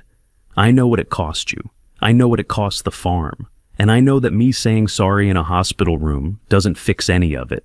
I did not tell him that it was all right because it was not all right, and he was not asking me to say that it was.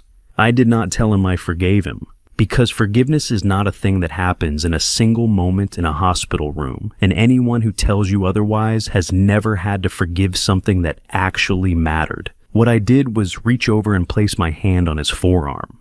He looked down at it. Then he placed his hand on top of mine carefully, the way you place something you are not sure you have the right to touch. And we sat like that without speaking. Outside the window, the afternoon had gone, the soft, diffuse gray of a day winding down toward evening. The monitors ran. The ventilation ran. The list of names lay on the tray table where I had left it. None of it required anything from us, and we did not offer anything to it. We just sat in the particular quiet of two people who have a long history between them that cannot be resolved in an afternoon, but can perhaps be acknowledged in one. I did not know what came next for Cody. I did not know what the legal process would ask of him or take from him, and I was not going to think about that today. Today there was only this room, and this quiet, and my son's hand on mine.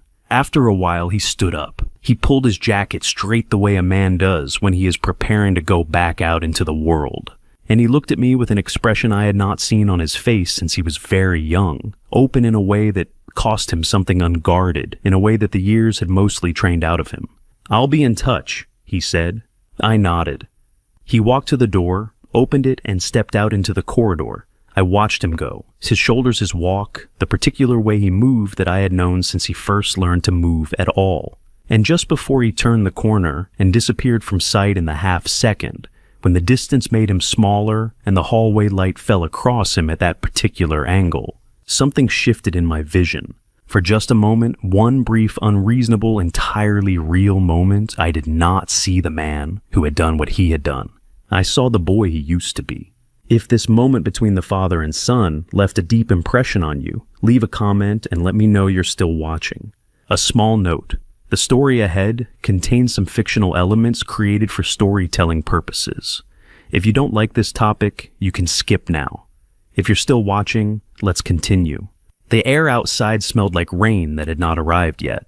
It was the first time I had been outdoors in close to 3 weeks, and the difference between the recycled temperature-controlled air of the hospital and the raw, unsettled air of an Iowa morning was enough to stop me for a moment at the top of the ramp. Not from weakness, though. I was still weaker than I intended to stay, but from the simple physical fact of being outside again, under an actual sky, with actual weather moving across it. Griffin paused behind the wheelchair, without being asked the way he had learned over these past weeks, to read when I needed a moment, and when I needed to keep moving. I took a breath that tasted like October and wet soil, and the particular mineral edge the air gets in this part of the state when a front is coming through. Then I told him I was ready, and he wheeled me toward the entrance of the Boone County Courthouse. The building was the same one it had always been, limestone facade, broad steps that the wheelchair ramp curved around at the side. The kind of architecture that was built to communicate permanence and had succeeded at it for the better part of a century. I had been inside it twice in my life before today. Once for a boundary dispute my father had handled when I was in my 20s, and once for a water rights matter that had taken 2 years to resolve and had taught me more about patience than I had wanted to know. I had never imagined a third visit would concern my own name on a transfer document I had never signed. The courtroom was fuller than I expected for a civil proceeding. They were not there because they were required to be. The rows behind the rail held farmers and neighbors, and people from the meeting at First Lutheran People, who had driven in on a Wednesday morning because they understood, without being told, that some things deserve a witness. I recognized faces as Griffin wheeled me to the plaintiff's table. Horace Webb in the third row, hands folded back straight, giving me a single nod when our eyes met.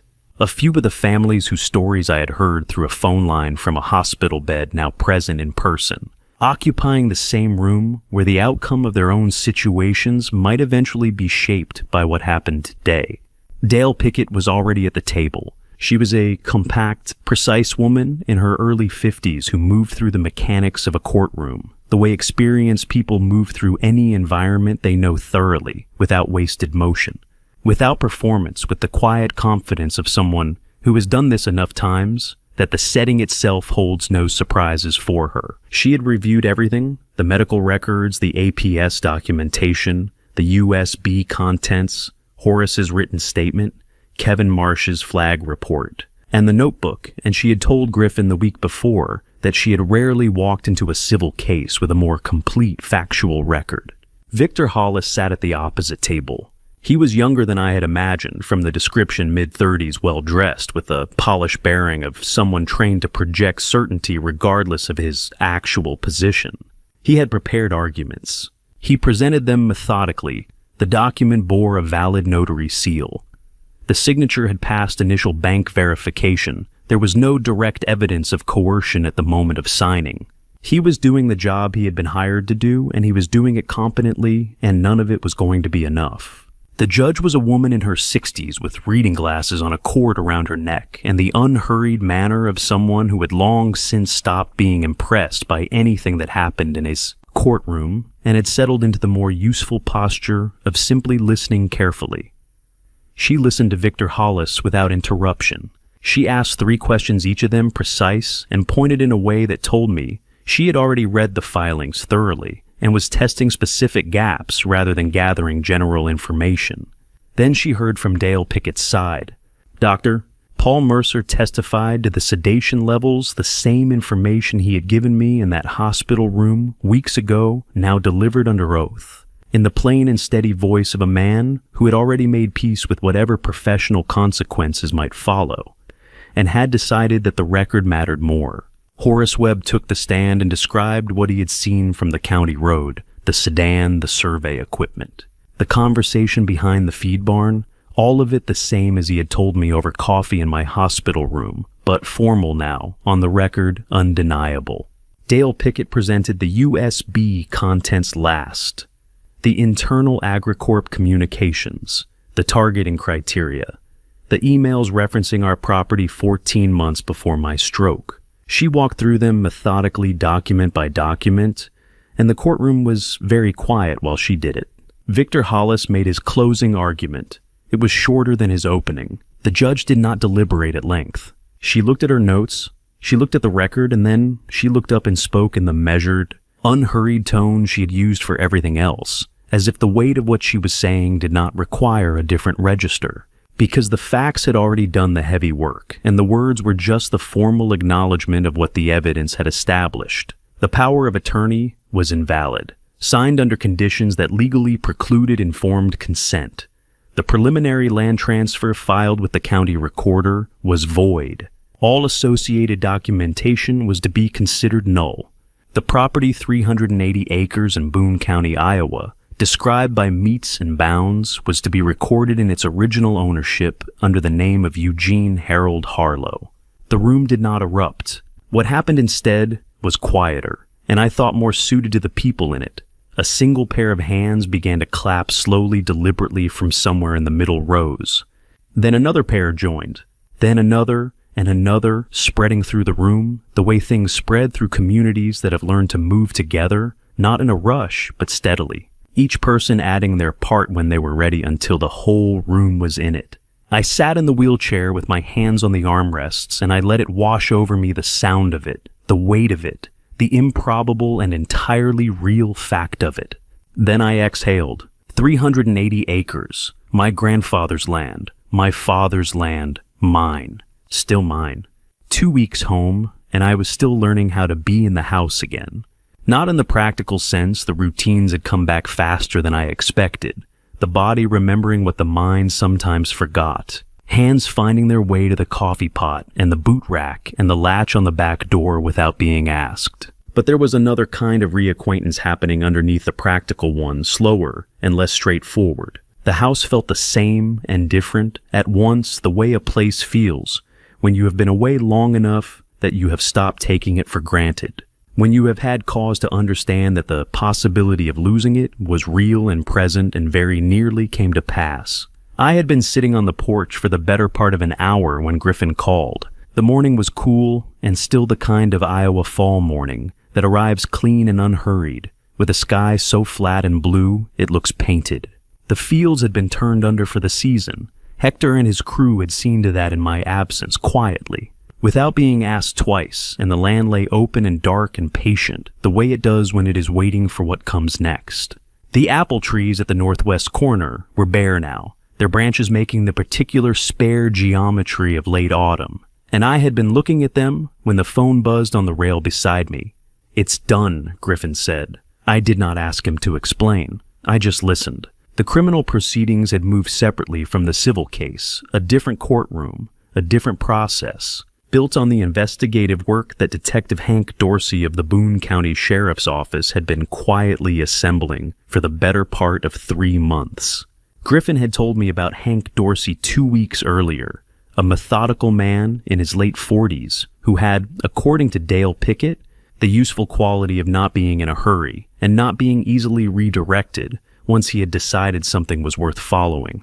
The USB contents the APS documentation, Kevin Marsh's preserved flag report, and Horace Webb's formal statement had given him what he needed to build a case that moved beyond the civil question of the land and into the harder territory of intent. Cody had pleaded guilty that morning. Griffin said it plainly without softening it, which was the right way to say it. The court had accepted the plea.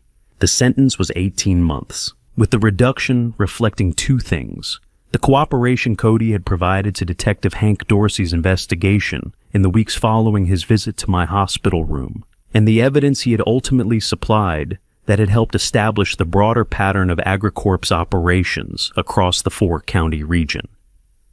18 months. I held the number carefully, the way you hold something you're not sure how to feel about something that is simultaneously too much and not enough, depending on which direction you approach it from. The regional director, Griffin continued, AgriCorp Midwest Division.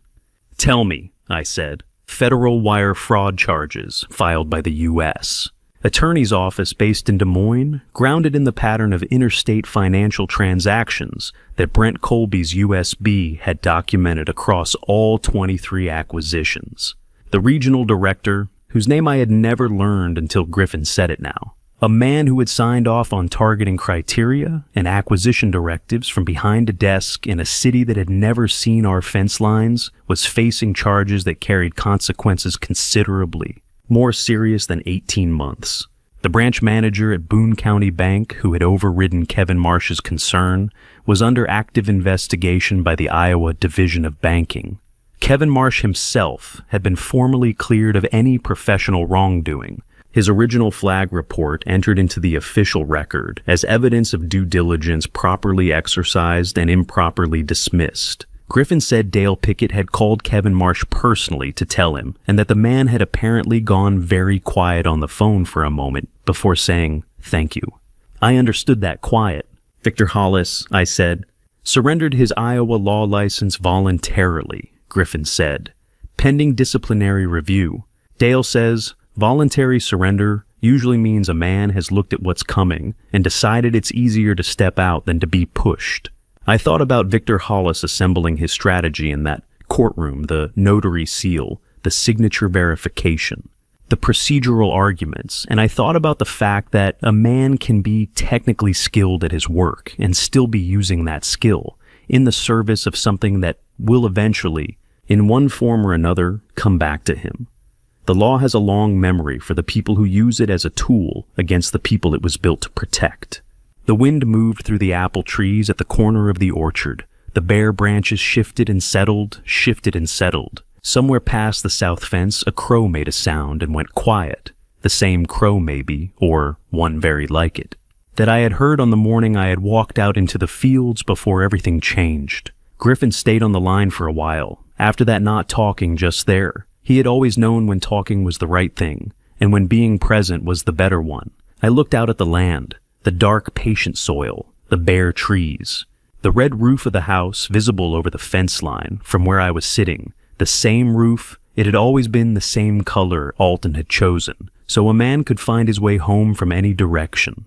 I had expected somewhere in the back of myself to feel something large and clear when this moment arrived, something that announced itself, a sense of completion or vindication, or the particular satisfaction of a long and difficult thing finally resolved. What I felt instead was quieter than any of that.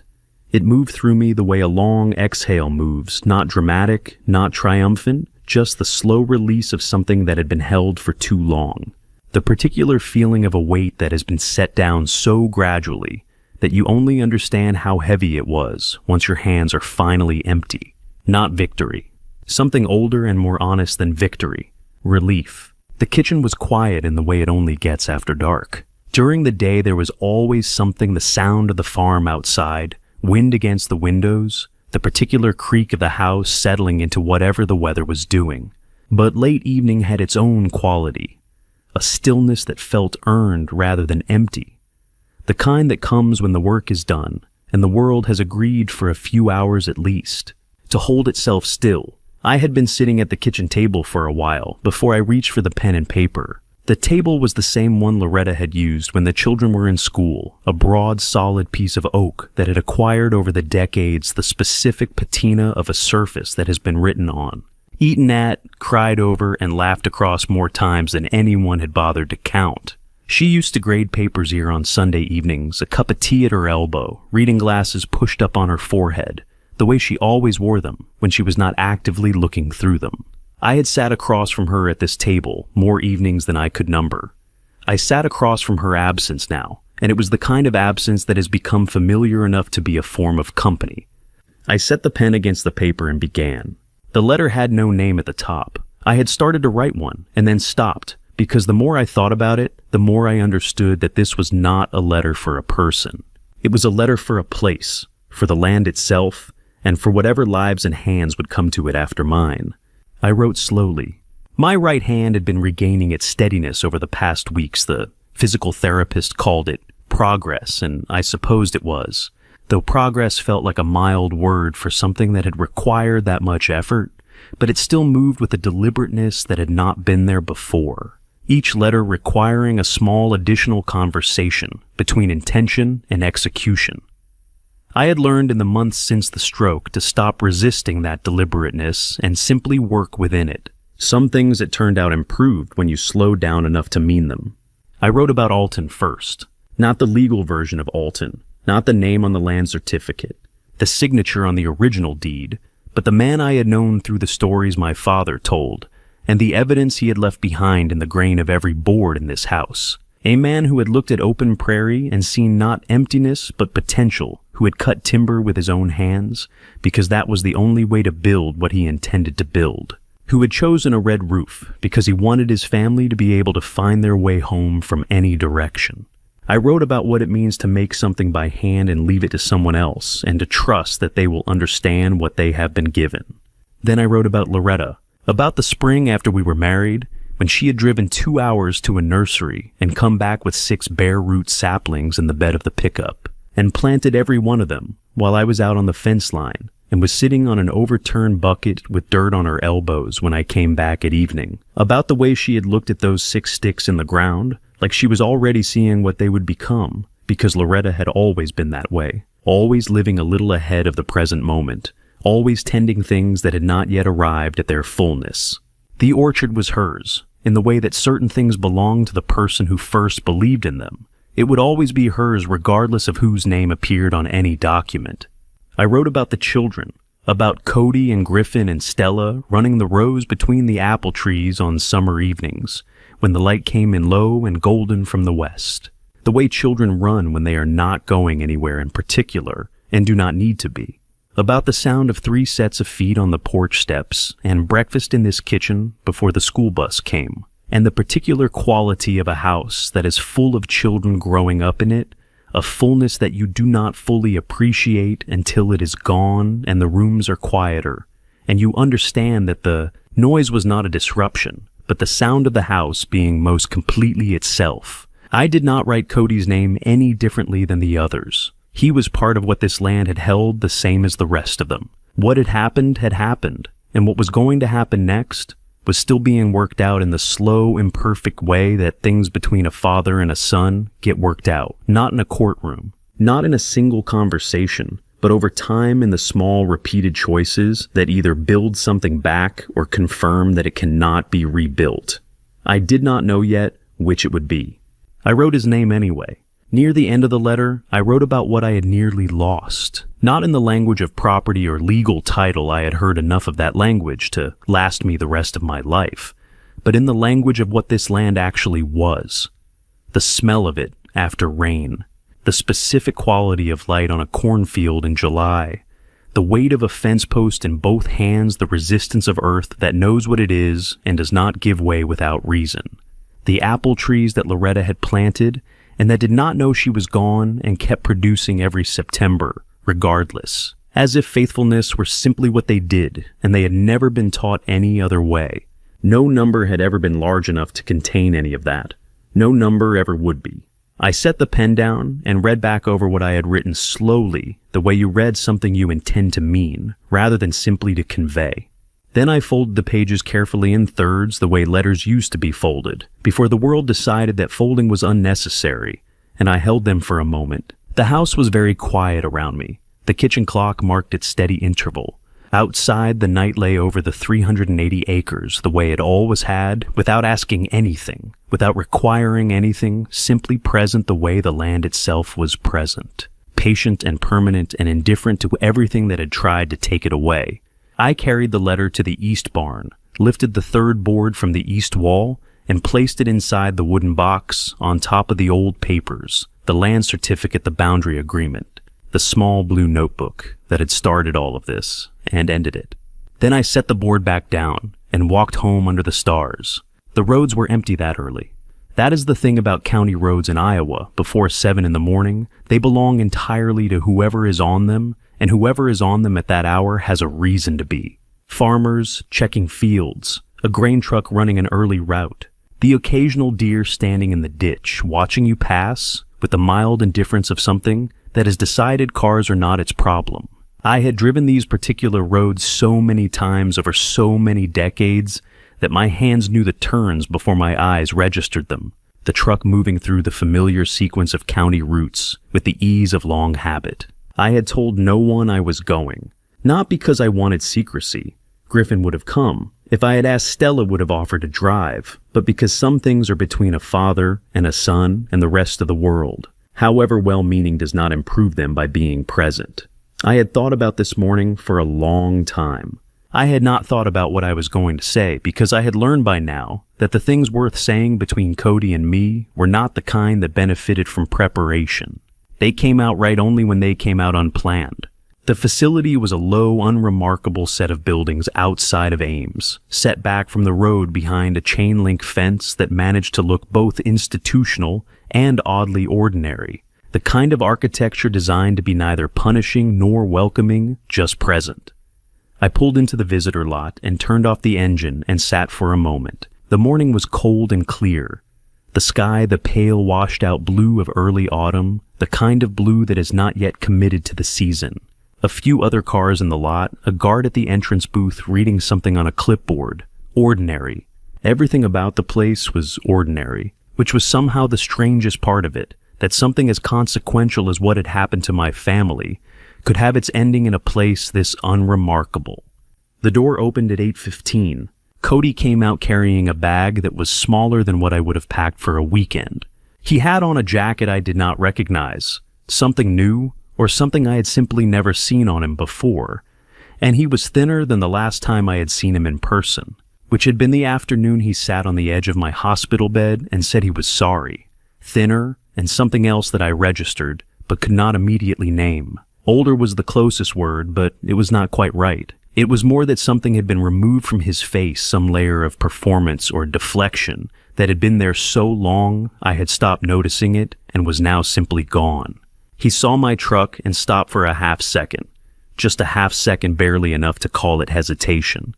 Then he walked across the lot and got in. We did not speak right away. I pulled out of the lot and back onto the county road, and we drove in silence through the first few miles.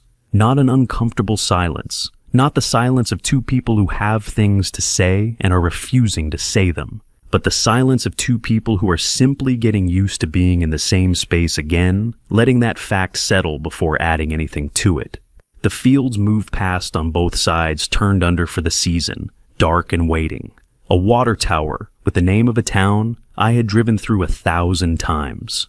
The familiar geometry of a landscape I had known my whole life. After a while, Cody said, "I didn't think you'd come." His voice was quieter than I remembered. Not weak, just quieter, like a man who had spent 18 months learning that the volume he used to use was not necessary. I kept my eyes on the road. "Where else would I be?" I said. He did not answer that. He looked out the window, and I let the road do the talking for another few miles. I pulled off at the diner in Ogden, a place that had been in the same building since before either of us was born, with vinyl booth seats and coffee that was reliably strong, and a menu that had not changed in any way that mattered since the 1970s. We slid into a booth by the window. A woman I recognized from the community meeting at First Lutheran, I could not recall her name, but remembered her face from the third row, brought us coffee without being asked, and left us to it, with the tact of a woman who understands when people need to be left alone. We sat with the coffee for a while. "I want to come back to the farm," Cody said finally. He said it looking at his cup rather than at me, which was honest. I'm not saying what I don't have any right to say. I just want to work it, the way Granddad did when he started out. Earn back he stopped. Earn my way back. I thought about Alton, who had built everything from nothing on the premise that a man proves what he is through what he does over time and not through what he claims in a single moment. I thought about the letter I had placed in the wooden box and the line I had written near the end of it about small repeated choices and what they build or fail to build over time. "We'll figure it out," I said. "Together." He nodded, and something in his shoulders released, not dramatically, just a small, quiet letting go. He wrapped both hands around the coffee mug, the way people do when they need something solid to hold on to. And we sat there in the booth by the window of the diner in Ogden while the morning came fully into itself outside.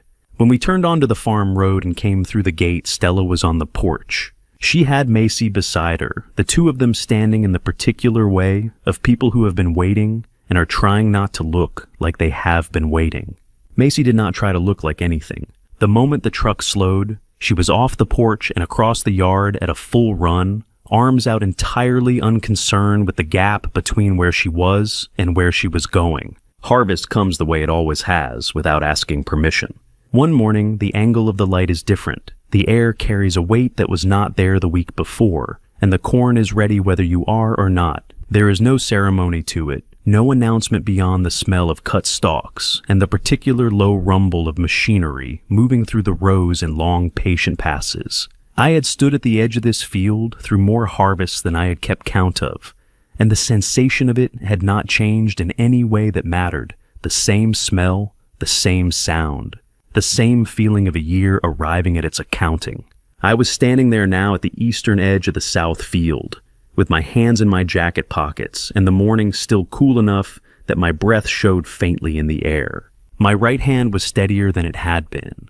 Not all the way back, I had made a kind of peace with the likelihood that it would never be entirely what it was before, but steady enough. Steady enough to write, steady enough to grip a fence post, steady enough to feel like mine again, which was the thing that had mattered most. I had been up early out of habit, the body still keeping farmer's hours, regardless of what the calendar said about whether there was anything urgent to be done. I had walked the perimeter of the east field before the sun was fully up, the way I used to walk it every morning before everything changed, pressing my palm flat against the soil at the corner post, the way my father had taught me. The land had not changed. It did not know what had happened to it, or nearly happened to it. It was just land patient and dark and committed to its own continuance in a way that had nothing to do with any piece of paper filed in any county office. I turned and looked back toward the buildings.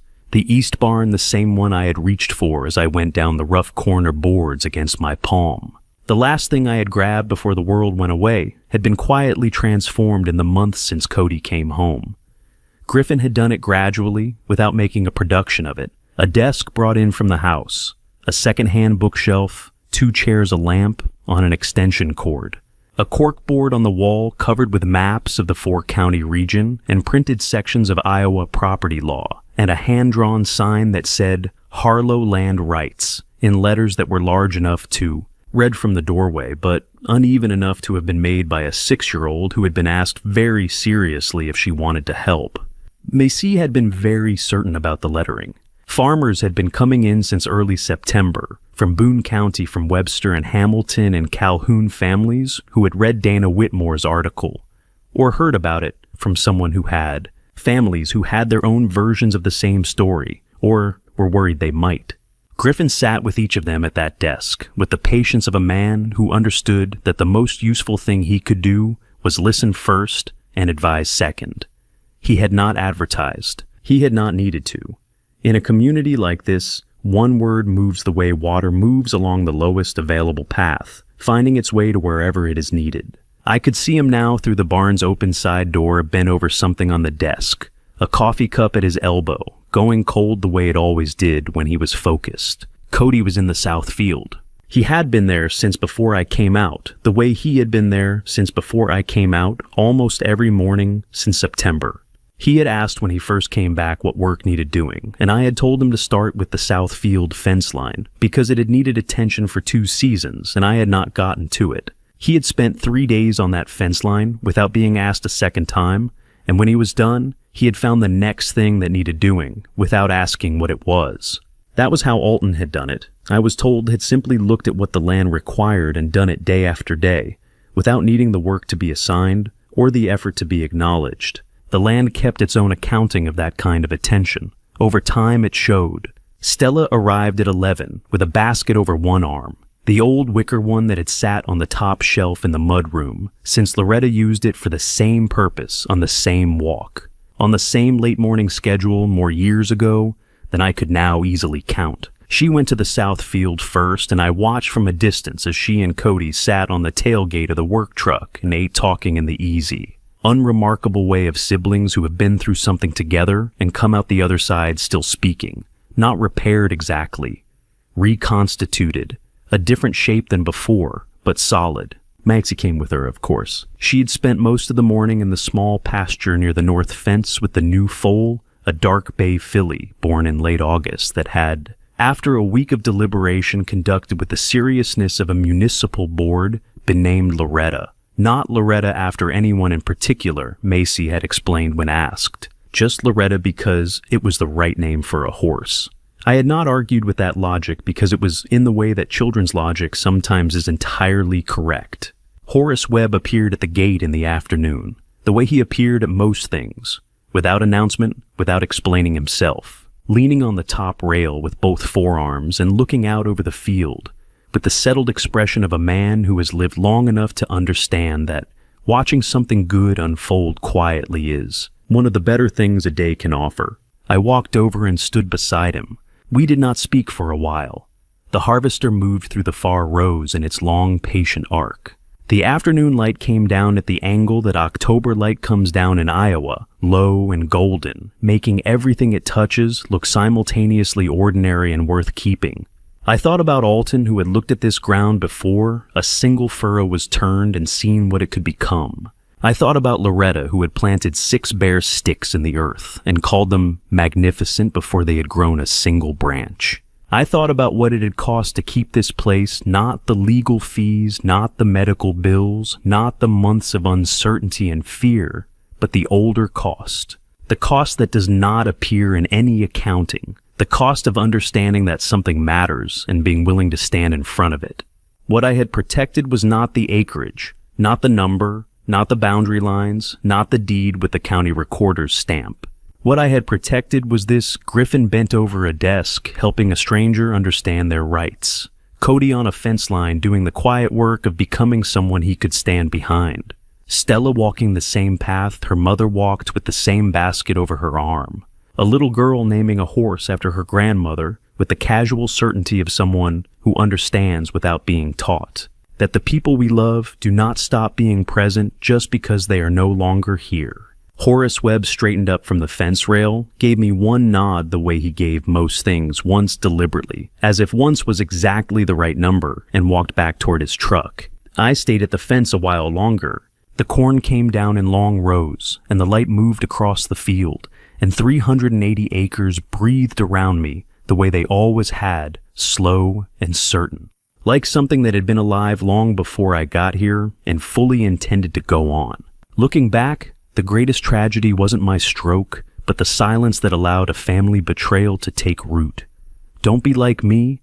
Don't assume that shared blood means shared values. A beautiful family story can be hollowed out by greed if you don't guard it with vigilance and clear communication. The bitter lesson is that land has a price, but a legacy is bought with accountability. This family story taught me that ignoring the shadows only lets them grow into a nightmare. In my darkest hour, I turned to God seeking the strength to endure what my own son had orchestrated. I nearly lost everything because I failed to see the signs of a family betrayal unfolding under my own roof.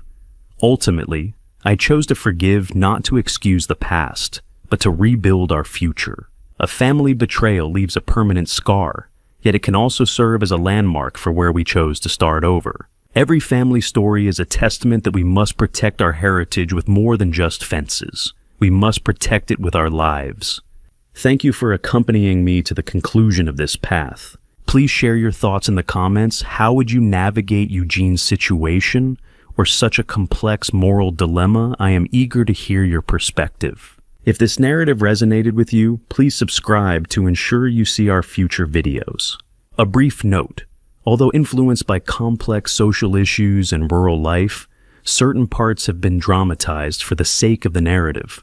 If this content isn't to your liking, feel free to browse other videos that better match your interests.